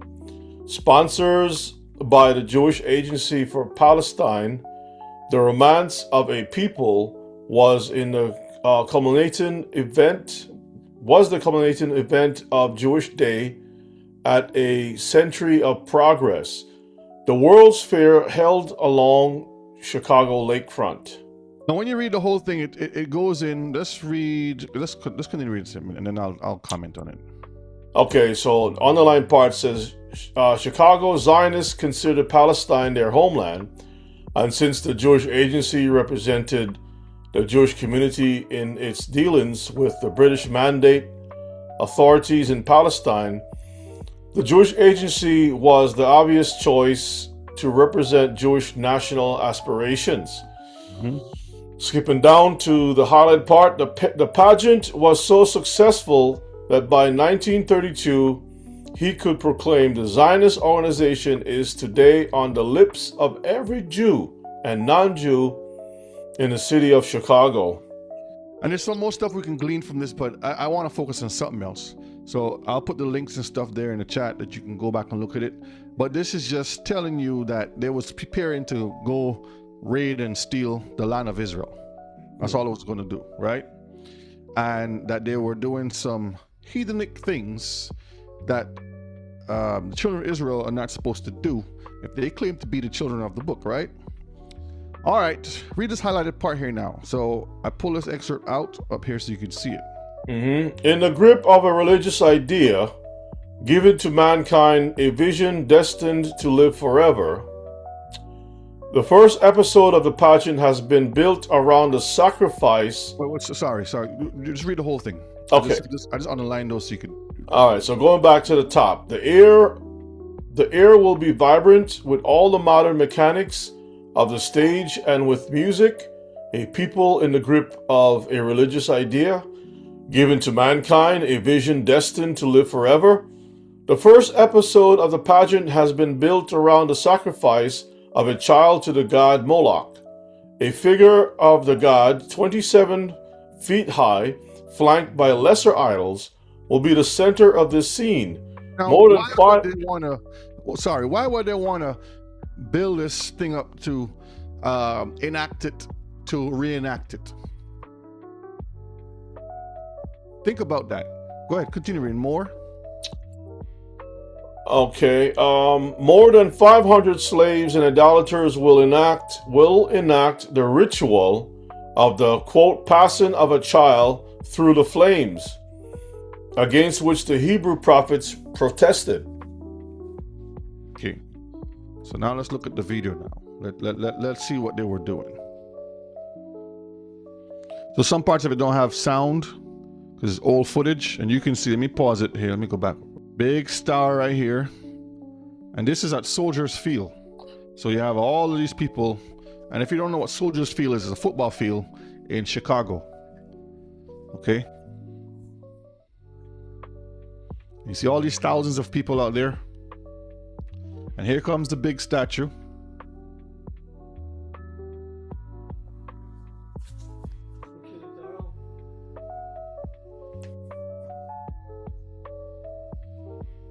You got the women worshiping that thing, dancing around it. It's the fertility rites. See the fire coming out of it.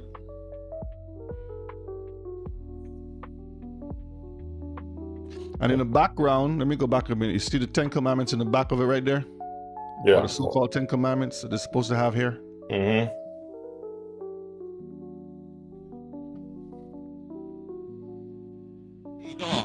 The 20th century with hopes of freedom, happiness, and peace. That's how the audio is. It's just distorted. If you look at the flag doesn't have any stars in the middle, right? Not yet.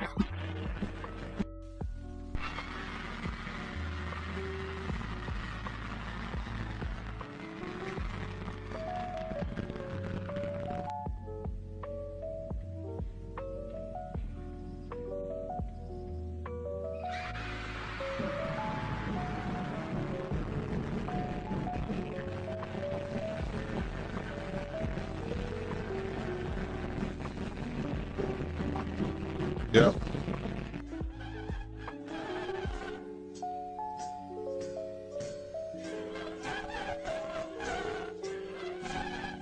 Goodness. And in the article, it mentions about they paid all these musicians and dancers and everything to do all this stuff.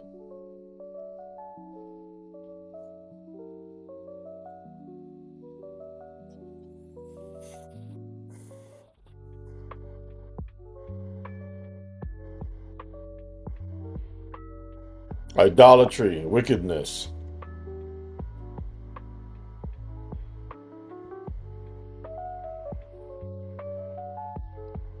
So you see it for yourself, right?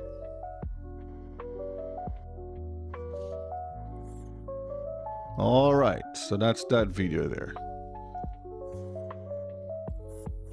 So doing child reenactments of child sacrifice. I wonder if they do like a reenactment of anything righteous.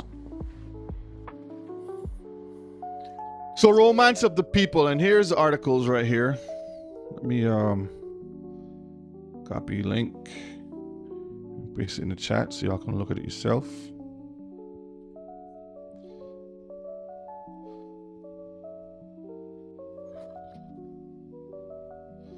Copy the link. Okay, so y'all should have it now.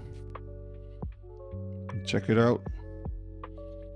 So they were reenacting this. Now, when you think about it, Mishpachah, these people have no choice because in their minds they have to obey what these demons tell them what to do. Child sacrifice. All right, Josiah, Ezekiel 16 and verse 20.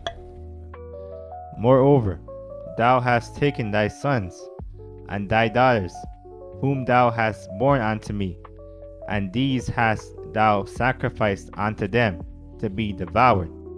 Is this of thy whoredoms a small matter? Now, this is pertaining to Israel. Israel was following after these heathen nations doing this wickedness. So the Most High is telling Israel, you have taken my sons and my daughters. What does Psalms 127:3 says? Let me pull it up. Hey, by the way, you got the footage with the one in Iran? Huh? The footage with the one that they did in Iran where there were Burning the idol? Yeah. Yeah, I have that too. Okay. Yeah, that's a good one. Thank you, Zania, for reminding us about that. Psalms 127 and verses 3. Read that for me.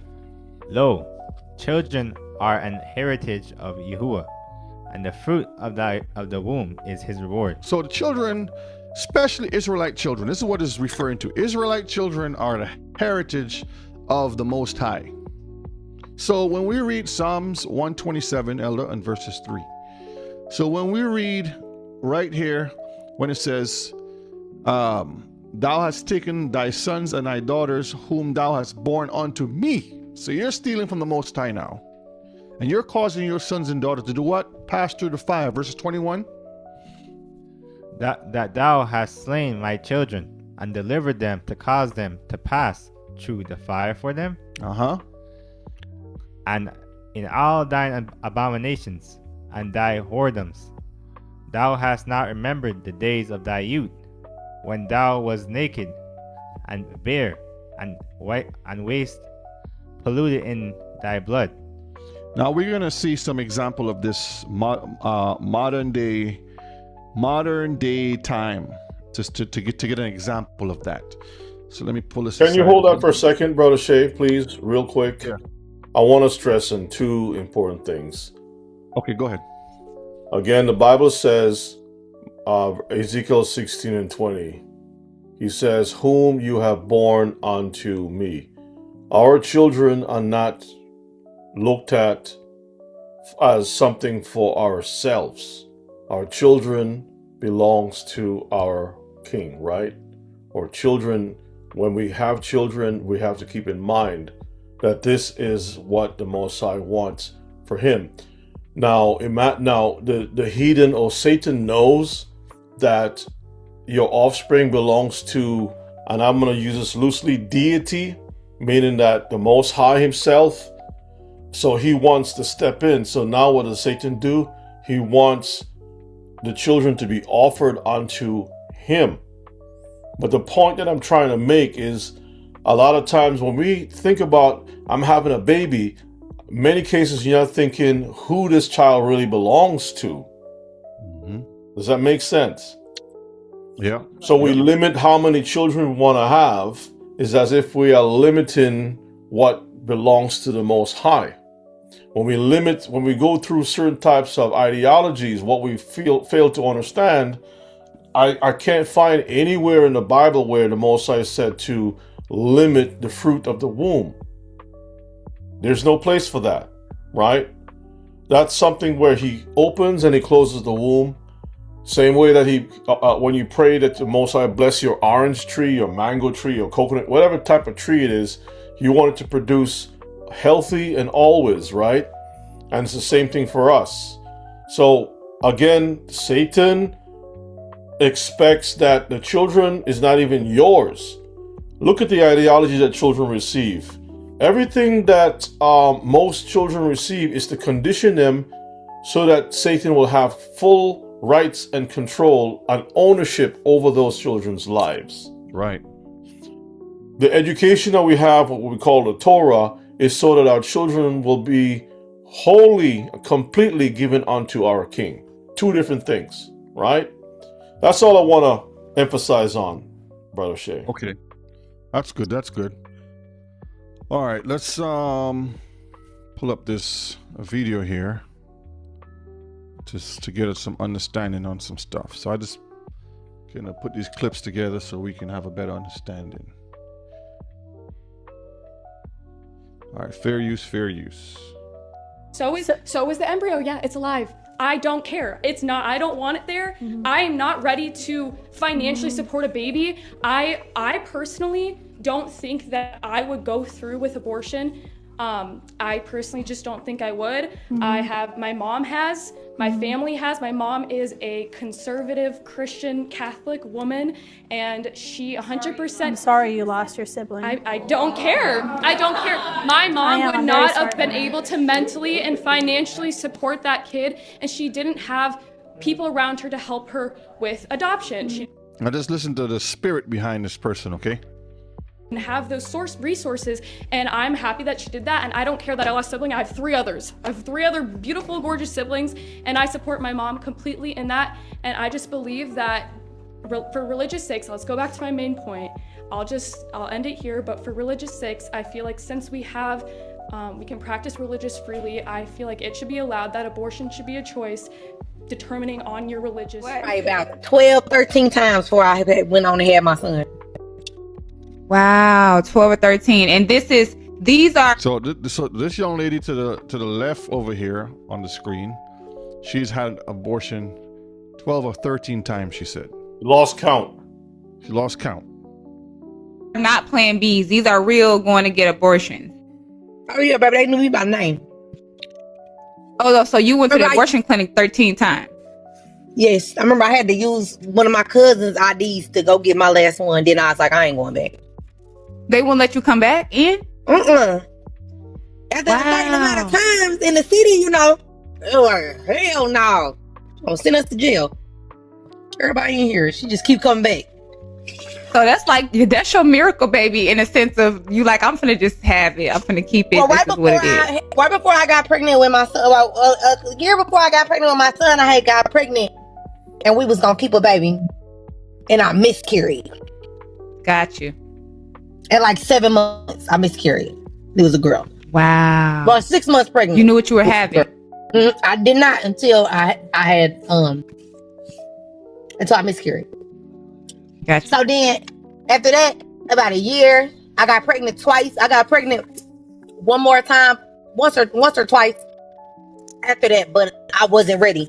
I wasn't ready. And I'm the type of person, I don't hold on to grudges. I'm not a grudger. I don't hold on to pain. Grudger. I don't hold on to stuff like that. I think that it either makes you or breaks you. It could that shit could ruin your life. Holding on to different stuff, it could ruin your life. I miscarried. When I miscarried, the hardest thing was planning the funeral because I was so far along, and I went to St. Vincent's, which is a Catholic hospital. They don't believe in cremating the baby. They believe if you miscarry, you have to take the baby and you got to bury the baby and you have to do all of that with the baby. And I had to do that. I think that was the hardest thing I had to do. So if I came up with my own. So you see how lost our people are, right? Man, every time I see, first of all, the way she speaks is disturbing to my spirit. I don't know about any of you all. And the mere fact that, as I said in the chat, there isn't any shame whatsoever. She's talking about she wasn't ready. She's ready to have as much sex as she wants. But whatever comes out from that, people fail to understand what happens when you do these things. First of all, this is something that's supposed to be for adults to do, not children, right? And if you claim to be an adult, you have to bear the responsibility of these things. And so she is an example of the kind of nonsense that is available in the marketplace. We call marriage marketplace. Unfortunately, that's the truth. And some of our people have repented from that, but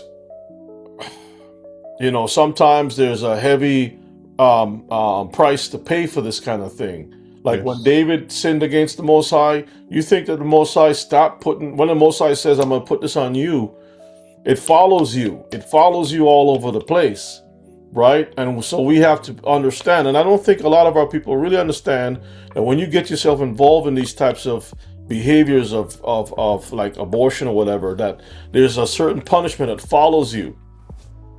And you can be washed in any type of church scenario, and you still got to live out the punishment according to whatever the Most High put on you. So the best thing to do is just to stay away from that thing, right? Don't listen to other women that telling you, yeah, you can go, girl, you can go do this and you can do that or whatever. And guys who say, baby girl, just get rid of the child. I don't want to be, you have guys who encourage that. You have women who also encourage that kind of stuff. And both ways is wrong. Then you have parents. There are parents in churches whose 13-year-old, 12, 13-year-old is pregnant, and they will take them send them to the States or wherever, another state, or by a family member, or take them to abortion and then send them away for a while, to kind of like cover up stuff, cover up everything, and then the child comes back, and that's a curse on our people. Yep, on to the third and fourth generation, and it just trickles down. All right, let's continue listening to this part here now. Religion.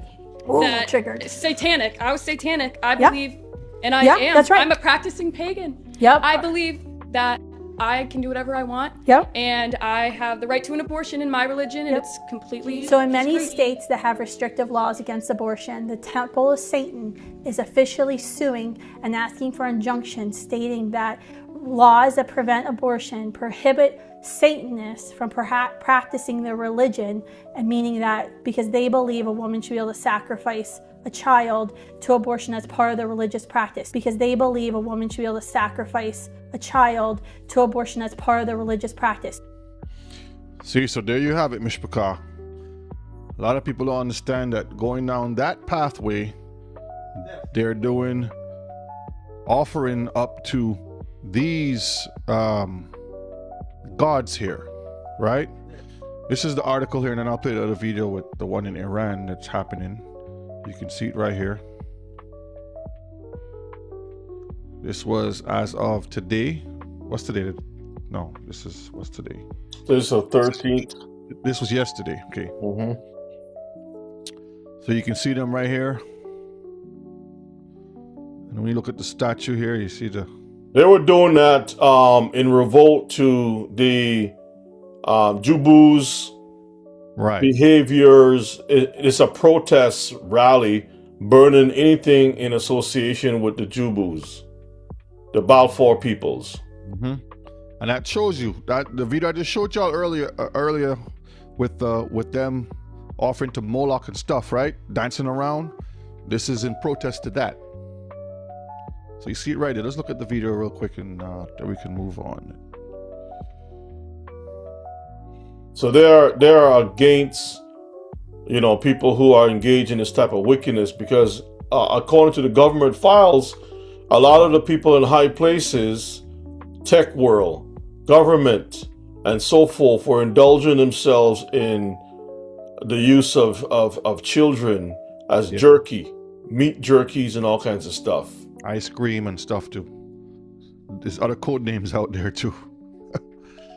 Some pretty wild stuff is taking place over in Iran. Yesterday, across multiple different major cities in the country, civilians gathered together to burn statues in what appears to be a giant ritual, or basically a message that they are trying to send to Israel and other countries across the Middle East. These statues that they are burning here are supposed to represent a biblical figure known as Baal, and more specifically Moloch, which, for those of you guys that are not kept up with biblical text, basically Moloch was a satanic figure from biblical times who was also a Canaanite, and he was a satanic figure that was directly involved with child sacrifice, where people would actually go up and burn their children alive to sacrifice to this satanic god, and in return he was supposed to help them grow their agriculture. And I'm positive. Let me see if there's anything else on that. Okay, here we go. In some of these statues that they actually burned down in the different cities across Iran, they also put pictures of Donald Trump, Jeffrey Epstein, and the Israeli flag. And this is because if you guys are not kept up with the newly released Epstein files that revealed tons of insane information, you would know that Epstein and all of the elites over in Israel that are basically pulling the strings around the world actually worship this satanic figure. Obviously, the Star of David is literally a direct reference to the six-sided star that is directly in reference to the Star of David and the satanic beings. All right, let me see what else he has. So you can just see they're burning the statues. They create these things to burn it in protest to that. And there you go. Here's another one here. All right. President Agent 47 right over here, the bottom. Star. And there was another video that was put out that I'm trying to sift through, and it was connecting Walt Disney back to Israel and the shuffling of the children back over there with the Epstein files and a whole lot of stuff, man. It's just it's just crazy. Yeah, I've studied those things many years ago. Disney, he's Masonic. A lot of these people, you know, they're all Masonic and practice this type of ritual. And they're all over in different religions too. It's not just in so-called Judaism, but they're also in the different churches, and you know, that's why a lot of times these ministers are Masons. Yep. All right, this one is and we, like I said, we covered the Most High telling us to separate from these other nations, and then you see how these people eat whatever they want to eat because they're basically following the voices that tell them to eat these things. Okay, we see how that they would worship anything. The idols, icons, and stars. Now this is very interesting here. Read that for me, Rebbe. What is the full meaning of icons? Of icon. A personal thing widely admired, especially for having great influence or significance in a particular sphere. So the great influence part is what I'm stressing on, because there's something called influencers today. Influencers. We can talk about that a little bit here. But idols, icons, and stars are basically a same package, just different. It's like a square or a cube with the different names that just rotate. Okay, go ahead and read that one for me. Okay, icon comes from to us from the Greek word ikonei. Hope I pronounce it correctly. Ikonei, meaning quote, to seem or to be like. In certain religions, statues or religious figures are referred to as icons because they are prayed to as if they were the thing they represent. Icon can also describe a person closely linked to an idea. Remember that we talked about the imaginations, right? Just read that for me again. Genesis 6 and verse 5. Every imagination of the thoughts of his heart was only evil continually. And ideas, Mishpachah, originates from imaginations. You can look it up. Ideas originate from imaginations. So you sit there and you imagine stuff, and then boom, this idea just came up. Let me see if I can do this. But that's how these people think. All day, all night. They just think of wickedness. So when we are saying this person, you know, or this celebrity over here that you're celebrating because you become a fanatic, a fan, you're idolizing this icon or this star, and the word star comes from the fallen angels, that ideology that you have to worship them. They need worship.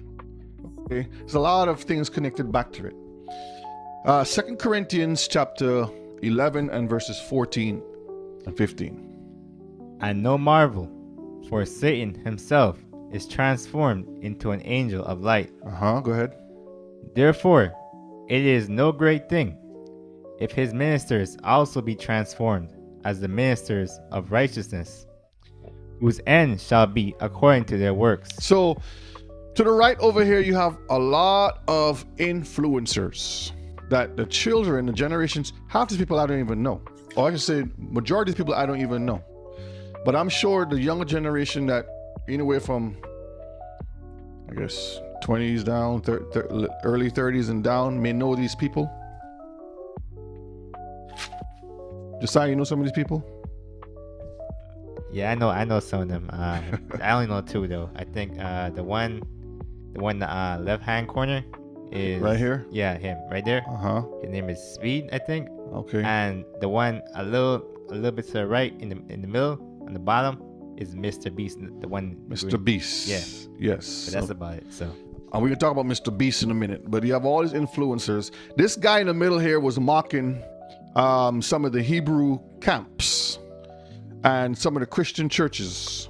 He go on the street, he put on the purple and gold outfit with the fringes, and he go out there and he start to mock the prophets that are out there, giving the word the best that they can, not understanding that when he does these things, the Most High is going to send some she-bears and start taking them out, because you can't mock the word of the Most High. All right, Rebbe, read down here for me. Influencer.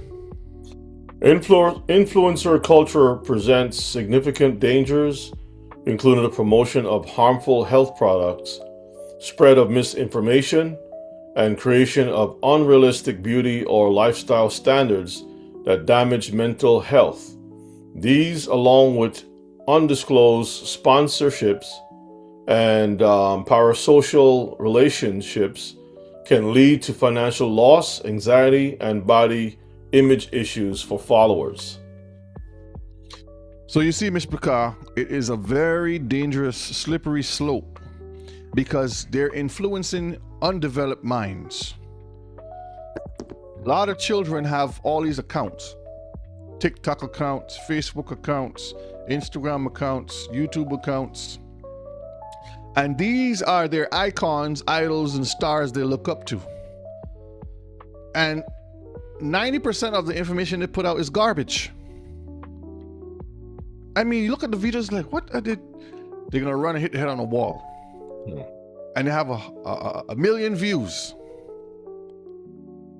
And when you look it up, these people are making thousands and millions of dollars off of entertaining young minds and influencing them.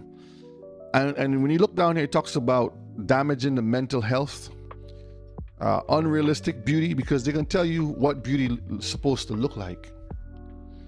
And you're going to start trying to follow them. All right, Deuteronomy 11 and verse 16, Josiah. Take heed to yourselves that your heart be not deceived. So our hearts are not supposed to be deceived. Go ahead. And ye turn aside and serve other gods and worship them. See, because we're supposed to be going down a straight and narrow path. But when we start turning aside, looking to the left and to the right, this is where we find ourselves serving other gods. Okay? Isaiah 2 and verse 8. Their land is also is full of idols. They worship the work of their own hands, that which their own fingers have made. So these influencers, Mishpachah, is the new age, or the new way of idol worship. So they worship the work of their own hands. This person over here, this is Forbes. This is Mr. Beast. Okay. Now, why would he call himself Mr. Beast?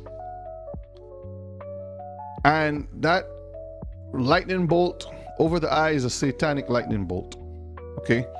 Read Wisdom of Solomon 14 and 27, and then I'll have Rebbe read the bottom. For the worshipping of idols, not to be named, is the beginning, the cause, and the end of all evil. So the Most High has made it clear. He says, when you go to worship idols, it is the beginning, it is the cause, and it is the end of all evil. There is nothing in it that is good for you to go after these people, to fall down and to be influenced by them. Okay? Go ahead and read that for me, Rebbe. It says Mr. Beast, which is Jimmy Donaldson, is the world's highest paid content creator. Look at him right there. World's highest paid content creator. With estimated 2025 earnings of 85 million on a reported net worth of $2.6 billion, according to Forbes and Parade. He leads with over 600 million combined followers, generated massive revenue through high production YouTube stunts is Snacks brand Feastables, which generated $250 million in sales in 2024 and various brand partnerships. Imagine that. But why 600 million combined followers? Why not 200? Yeah. Just look at him for a minute. So again, Mishpachah, these are the people who are influencing the minds of the little lights. You said he's a handsome devil, Ima? I was watching a video, I don't know if I sent it to you, where to talk about icons. They did this report where a lot of the weave that these women wear, yes, highly toxic. I don't know if you have that. Highly toxic. It's releasing, it's causing a lot of boils and different things to break out on the skin. And a lot of women had to use apple cider vinegar to kind of strip it first before they put it in their hair and all that stuff. And when they ran the test, they said it's 100% in over what the tolerable or the required rate is for lead and other toxins, right? And so people still put that thing in their hair, and then when they go to they buy it from the Chinese Gentiles and so forth, Korean Gentiles.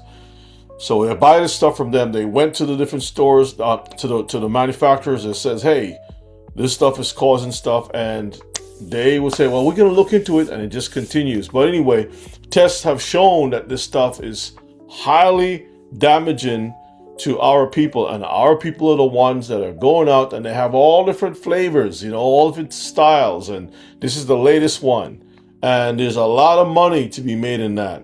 Lots and lots of money in destroying our own brains, because that stuff seeps into the body. Little girls are growing up putting that thing in their hair because they're thinking, my hair that God gave me. Imagine you go to church and you're talking about Jesus, Jesus, Jesus, but Jesus didn't see you fit to keep your natural hair that he created you with, that you can work with that.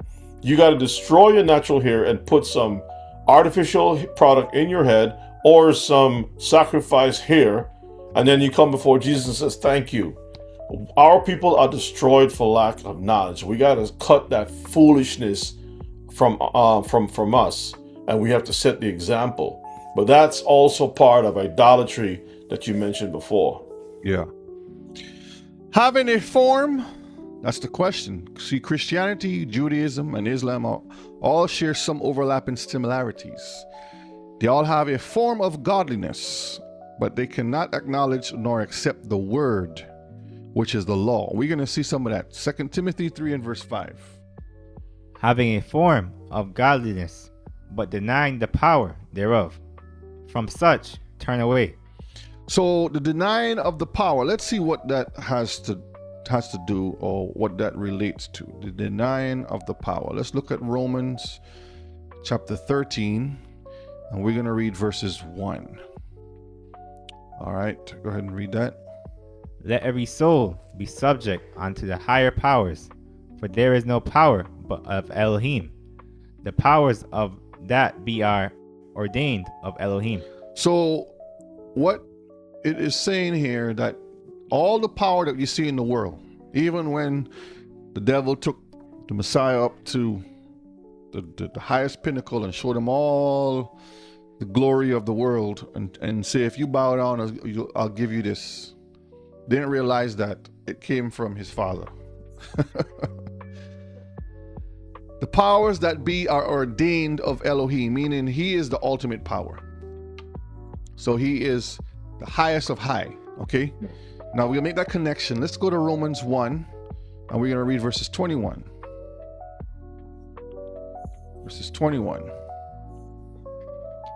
Because that when they knew Elohim, they glorified him not as Elohim, neither were thankful, but became vain in their imaginations, and their foolish heart was darkened. See that word imaginations again? It always goes back to rebellion and breaking of the laws. It says, because that when they knew Elohim, they glorified him not as Elohim. So what they're saying is that power that's there, they want to reject it. They want to reject it, and they want to say, you know what? I don't want to have anything to do with the Most High. This is where all of these scientists, politicians, these tech gurus, you name it. We saw one the other night. What's his name again? The sodomite guy. No, that's on Rebbe's side. That's the sodomite guy that was saying that God is dead and just trying to figure out how to bury the body. Y'all remember that, right? They knew Elohim. He knows who Elohim is, but they don't want to give him the power. Let's see what Ecclesiastes chapter 8 tells us and verses 4. Ecclesiastes 8 and verses 4. Okay. Where the word of a king is, there is power. And who may say unto him, what doest thou? Isn't our Messiah the king? He's the what? King of kings. Where the word of a king is, there is what? And what word is this talking about? The commandments. When he spoke, remember we talked about his voice, right? And he wasn't singing, he wasn't whistling, he was speaking words. And the words he was speaking is with the law. So when Christianity comes out and they have a form of godliness, they're denying the word, the law, statutes, and commandments. When Judaism come out, they're denying the word. When Islam comes out, they're denying the word, because they all have a form of it. Some way, some fashion. Rebbe talked about Ishmael in Shabbat class, remember? Where he is the progenitor of the Arab nation. And he is the son of who? Abraham. Son, and Abraham taught him well. So he knows the law, statutes, and commandments. That's why they have some things that they practice like we practice. Women covering their head, not eating certain unclean things. It's bits and pieces. So they have a form of godliness. But they're not keeping the law, statutes, and commandments. Okay? So Mishpachah, when it comes to these people here, they are denying the power of the form. Now, we're going to look at some things here a minute, because this is some interesting stuff. These people can't help themselves. They have to do what needs to be done to bring in end times. Let me make this a little bit bigger. Let me can you see that good? Yeah, I can see that. Yeah, that's Okay. This is from the Wired magazine, and I'll pull up the article in a minute, but I want to read the highlighted part here. Let's go ahead. Oh, this section. The section, federal records obtained by Wired show that over the past several months, Immigration and Customs Enforcement, which is ICE, and the Department of Homeland Security, DHS, have carried out a secret campaign to expand ICE physical presence across the United States. Documents show that more than 150 leases and office expansions have or would place new facilities in nearly every state, many of them in or just outside of the country's largest metropolitan areas. In many cases, these facilities, which are to be used by street-level agents and ICE attorneys, are located near elementary schools. So elementary schools, go ahead. Medical offices, places of worship, and other sensitive locations. So they're setting up traps. So when you think that you can, go to your place of worship, go to your doctor's office, take your children to school, they're out there looking and hunting. These are the hunters. Okay, you don't have to read anymore. We're gonna pull up the article here and just see some stuff here now. So let's pull this aside a minute.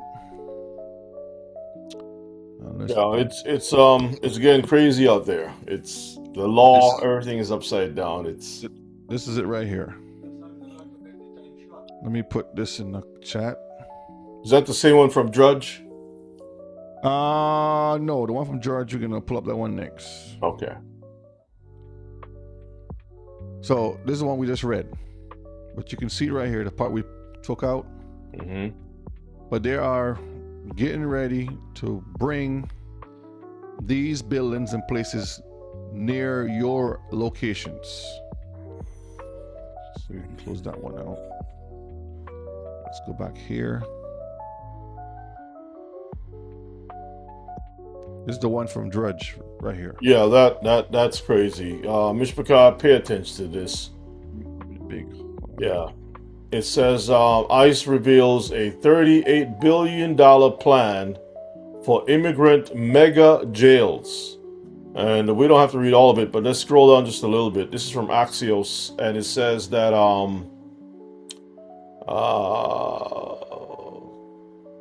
yeah, that's the one. Make that part a little bit bigger. That's all we need from that.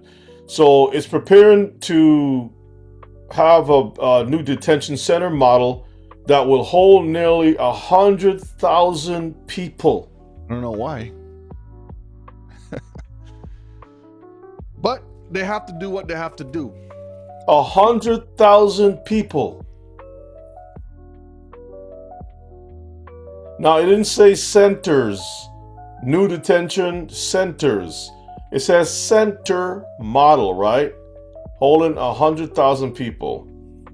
I don't know if there's anything else in there that we want to glean, but I guess that's it, right? Yeah. Let me see. Hold on, let me close this one out a minute. That is crazy, family. That they are really, the devil is showing that he really has a short time, and he definitely got to get his thing off as quickly as possible. This is the Independent here. And you can see it says Switzerland to vote on capping its population at 10 million. You see that, Mishpachah? So if you got a video for that? Yeah, I'm playing a video for this. Okay. Excellent. Put this back here.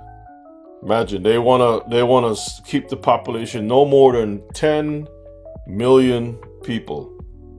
Fair use, fair use. Switzerland is going to the polls, but not to choose a new government. Instead, citizens are being asked to vote on whether they should cap the country's population at 10 million people, a radical move that would come at a cost. If the referendum passes, the government would have to take measures over the next 25 years to limit immigration to Switzerland, including cutting the number of visas, new citizens, and asylum seekers. The proposal is the brainchild of the right-wing Swiss People's Party, which has campaigned against immigration for years. It was initially rejected. Now, pause it real quick. Now, remember, they have to do certain things as tests in certain areas before they implement it worldwide.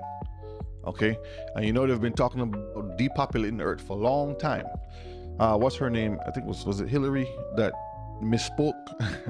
There's a video that shows her. Was it Hillary or was it? No, it wasn't Hillary. It was Hilly Goat? No, what's the Joker lady that ran for president? What her name is? I forgot her name. Kamala. Yeah, you talked about depopulating. She slipped and said some stuff, and then tried to correct it. But the plans are out there. They know what they're doing. By the government and parliament, but after a petition received more than 100,000 signatures, the referendum was legally required to go ahead. Currently, about 40% of Switzerland's population of 9 million are from a migrant background, primarily from other European countries. The referendum is still months away, but already causing debate. Those who oppose it flag serious damage to the economy and fears it would lead to labour shortages. Question, Rib, doesn't this sound like they're trying to go back into the borders, like put people back into the borders or whatever it is, so now they can recreate everything. You know, like how the Most High, we read earlier, how he set the bounds of the people. Well, yeah, the Most High set the bounds of the people, and there is a passage in the prophets where people will return back to their own countries. He's going to return people back to the rightful place. But what it is, it's a double standard, because the Europeans want to exploit other countries for their natural resources, create chaos when people don't agree, and that causes disruptions in governments, in coups and different things of that nature. So when those things happen, the people leave to go somewhere. So now you're a colony under control by the Europeans, and when you leave to go to the Europeans to live in there, now that's saying we don't want you here. Go back to your country, or if you're there, you got to work under the table or do these types of jobs that we don't want, right?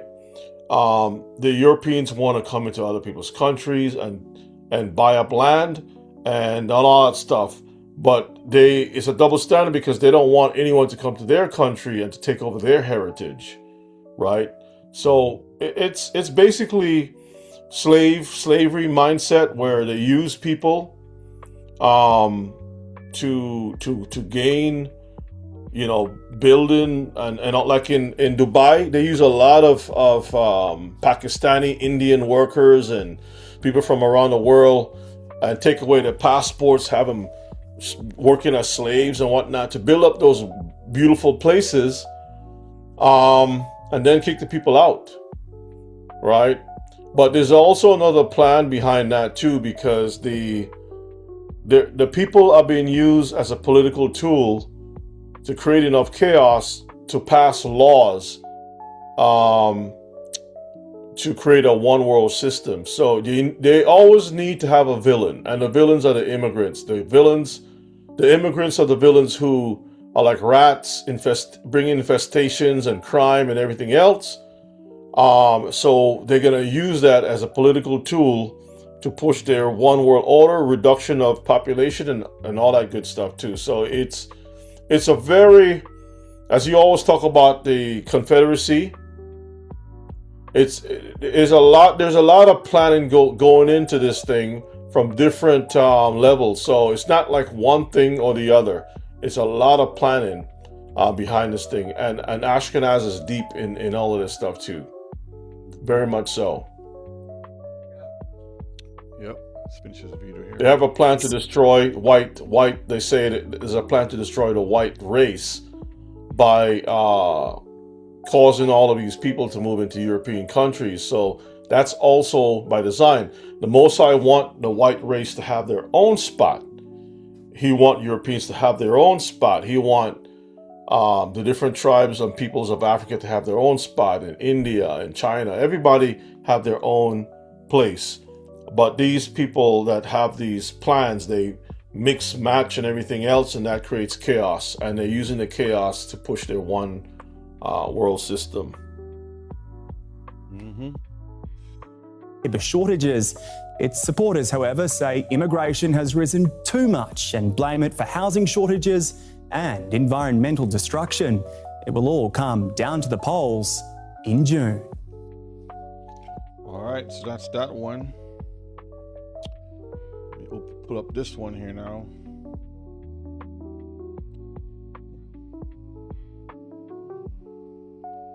Remember this one, Rebbe? What's this? Oh, yeah. Scientists create smart underwear, family, to measure your farts. Esau's way of thinking. See that? You got a little device on the bottom, a fart detector. It's a wearable device. Because remember, a lot of the things that and also I was looking at a video where it says that the earbuds from Apple, it actually monitors your brain waves and different things of that nature. So A lot of these things got to be careful. Don't, stay away from these things. Use the old-fashioned headphones. Yep. See what else I have here. We can go to. Yep. So if you want to monitor how many farts you produce in a day, they have the technology. They got the technology. This is just came out too, and now you're gonna have trucks driving next to you, replacing all those truck drivers. That's like in the movie with Logan. Yeah. Self-driving trucks. It says it is doing way better than the average truck driver. That they can see right here. Let me make it bigger so you can read it. But Gerald, you don't want to have a fart monitor? You don't have to worry about the little one saying, "Daddy, ooh." Yeah, it's trying to take your job. See, Aurora completes Fort Worth Phoenix route in 15 hours, beating human driver limits by federal regulation. So, as truck drivers, you got to stop and rest because of fatigue and all types of different laws and stuff can causing accidents. Now these trucks can just go straight distance, charge up, refuel, and head straight out. Nope. Let me pull up the Drudge now. We're almost done, Mishpachah. Just gonna look at some things here. You wanted to highlight some things in this, Rebbe? Not necessarily. The only thing I would say, there's a few things about some of y'all who have watched the Attorney General and the Epstein saga that's taking place. There is, it's sad to see that the people who have advertised, they had advertisements about fighting for victims who have been molested and touched and different things of that nature, children, exploited children and whatnot. These people have used that situation as an excuse to run to get the votes of many Americans and so forth. And after that, once they got into office, they have pretty much exposed the victims and hide the perpetrators, covering all the different criminal activity. And it goes to show that, as you play the thing about Baal, these people in power are all Satanists. Yep. And they have been using children for decades. All of them has been abusing and using, and when children disappear. And imagine a lot of this stuff happened on one of the little tiny islands in the United States Virgin Islands, right? And, that means to say that the U.S. Virgin Island government officials knew of these things themselves. They probably participated in some of this stuff too. You know what I mean? So this thing is so vast. And it's just so crazy how you can watch someone lie to people right to their face.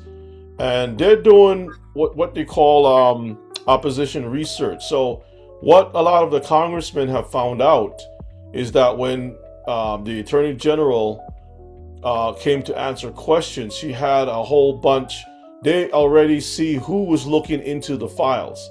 So while you are searching, doing like the search within the Justice Department catalog, right, and you put up a certain name, on the back end, they can see your address, they can see who's looking, and then what they'll do, they'll pull a file on your life. Okay? They will pull a file on your life. So now when you're asking questions about this perpetrator, the wickedness that they're doing, they got a file on you saying, well, what about your wickedness? Or we're looking in, we want to let you know that we're looking into certain things about you. So that quiets down the whole thing. But everybody's not corrupt. There are a few people that can't be bought. And they another thing too, they have been showing, Agent 47 have been showing, and Brother Shay, you don't have to pull up Drudge. We could just make this quick comment and be done with it, right? Okay. Agent 47 has already talked clearly that he gropes women, he touches women's parts. He's been seen in all of these different places. There have been reports about a lot of things that people, pictures, videos, you name it. He have said it out of his own lips. He's even spoken about his own daughter in such suggestive ways that you would wonder, well, wait a minute. That's your daughter, and you're talking about your daughter like that? Like if she's one of these playboy women? You know what I mean? And so when you hear these kinds of things, and then on top of that, they wrap him in Christianity, they lay hands on him, they're praying with him, and they push him into office. Why are you surprised that there's a cover-up? I mean, the whole government is wicked. And brethren, I'm going to say this in closing, right? Lastly, this is why when we as Israelites say the Most High is not going to show favoritism to these heathen. When you read the book of Revelations, it says, he that live by the sword will die by the sword, right? The Bible says that the smoke of Babylon has to go up, like the smoke of Sodom and Gomorrah. It has to be burnt. That these people have to be put in captivity as slaves. The prophets declare that they are going to be the slaves of Israel. Right? Not the fakery. We're talking about the 12 tribes of Israel. They're going to serve us, or they'll be destroyed, a lot of them, right? So we have already covered that. When we read that in the scriptures, you have many people in Christianity who says that's hatred, bigotry, anti-Semitism, or whatever it is, or you hate certain people, you hate this. No. These are the people that run the world, and justice have to be served. The Bible says, whatsoever you do will be meted unto you again. Now, that wasn't a suggestion that Yeshua said, Jesus said. That wasn't a suggestion. He says, whatsoever you do will be meted back again. So if you do these things, don't tell me that our sovereign king don't see the criminal activity on this earth and he's going to just let people slide by like it's no big deal. You have a head of government who's pardoning criminals, right? Known criminals. People have gone through all the information and prove that these guys are criminals. He would release these people, but authorize the cracking of innocent people's skulls. You go get your paperwork to become a citizen. You are an actual citizen. You're walking the streets, and some guy's gonna come up and hold you, arrest you, kick you down to the ground, beat your head out, throw you in prison, and send you off to someplace, and you haven't done anything whatsoever. They're telling you be legal, and yet what are they doing? They're doing the opposite of what they're talking about. So this is an unjust society. They're doing a lot of wickedness, and it's not just here in America, it's all over the world, and it's getting worse. That's why when the Most High puts judgment, we should be saying it. Let it be done according to your will, O Most High. That's right. Instead of trying to make excuses about John 3:16 and about Jesus is not going to do that, and God is a loving God. My Jesus would never do that. He's not going to put people in chains, and we're all going to go to heaven. Just believe in him. All that's a bunch of malarkey that was set by the same people that are controlling the world. Same people. And we have been drinking from this Kool-Aid for a long time. And every time there's just so much information that we'll be here all night. And all of this stuff is just nothing but pure wickedness. That's it. In all the different governments, there's a bunch of dirt. And we should have no part, nothing to do with this world. Yeshua did it. He says, I don't want nothing to do with this world. Why should we want something to do with this world? We have to eat, sleep, raise children that keeps the Torah, right? Just survive, live, and stop trying to get the bag. Right? The bag has a lot of things attached to it. The bigger the house, the more problems. The bigger the this, the more problems. Y'all gotta learn how to live simple like our foreparents did. Right? Some of us, I don't want to get married unless you got this and that. Oh, no problem. No problems. That's what you want. This is not for you. You need to go join the prosperity movement and see where that leads to. Because look at all the people in prosperity. All of them got records of being a sodomite, being attached to a whole lot of satanic thing. The problem is that you don't know it yet. You haven't seen it yet. Right? You're chasing after all of these lies. Anyway, Brother Shay, I'm sorry it took up some time. Oh, it's all good. It's all good. It's all needed. All right, Josiah, let's read this closing statement before we close out for the night. But if the watchmen see the sword come, and blow not the trumpet, and the people be not warned, if the sword come, and take any person from among them, he is taken away in his iniquity. But his blood will I require at the watchman's hand. So thou, O son of man, I have set thee a watchman unto the house of Israel. Therefore thou shalt hear the word at my mouth, and warn them from me. That's the book of Ezekiel 33, verse 6 to 7. So we have a duty and a job to do to always warn our people. And tonight's class was warning our people about the things that these heathens are doing, that they have no choice but to do it, because the spirits that are upon them are demanding them to do these things. So when you see the wickedness that is compiling outside of this world that we live in, we have to remember and understand, just like Rebbe just mentioned, that they have their things that they're doing. We're supposed to be doing our stuff now.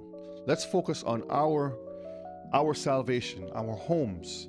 Let's focus on raising our children the right way. Let's focus on loving each other the right way.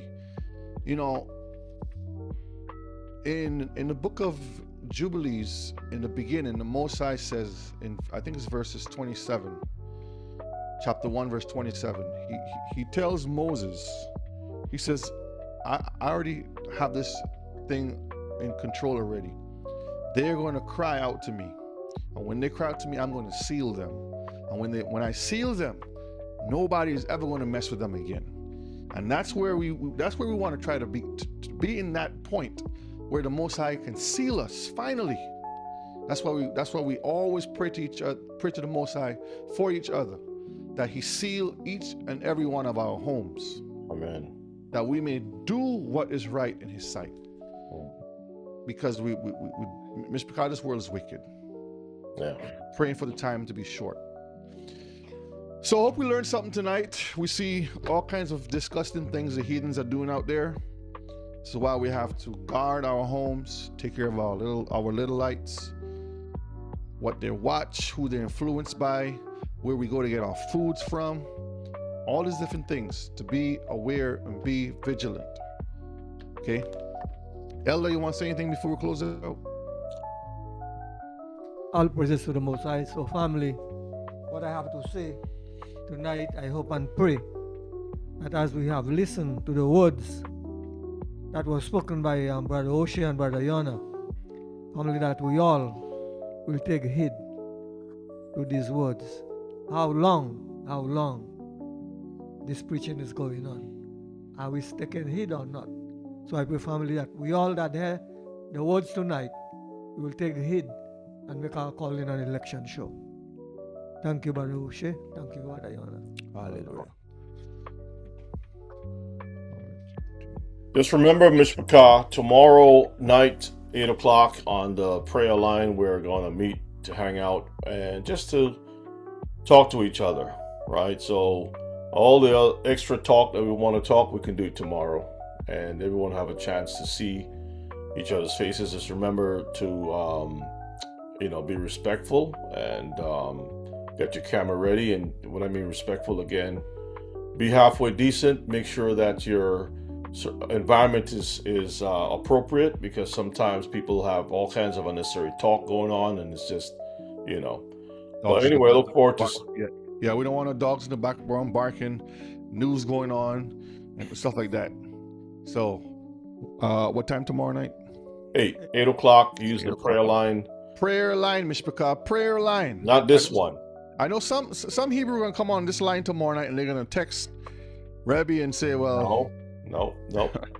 Well, we're not going to King's Highway. We're going through the Red Sea, as the Most High say. So if you don't follow directions, you'll be going a different direction. You end right back into Egypt. That's right. Our elder. All praises to the Most High. Father in heaven, it is a good thing to give you thanks to your great and holy name. We thank you for your words tonight. We thank you for our teachers. We thank you for our reader. We pray that thou will continue to be with us. Those that are sick, we pray that thou will comfort their hearts and heal them, Father. And those of us, Father, that are well, we give you thanks and praise. Dismiss us with your blessings, because we love you and we thank you. And we ask all through your Son, Yehoshua, we pray. And Elohim, children everywhere say, Amen. Amen. Let the words of our mouth, meditation of our hearts, be acceptable in your sight. O Abba Yahweh, who is our strength and our Redeemer. Love you all. Stay strong, stay sharp. Until next time, we say shalom.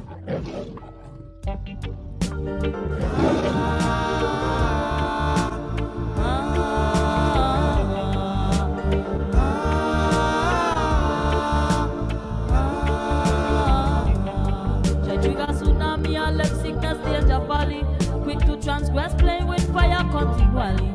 The retinal scans as them advance other technology. Where they stop, only one knows the Almighty. Some serial killers company, woman laboratory. Eugenics project side effect, comment the baby. Medicinal bag of chips with feed the greedy dummy. Marionette of the money power hungry.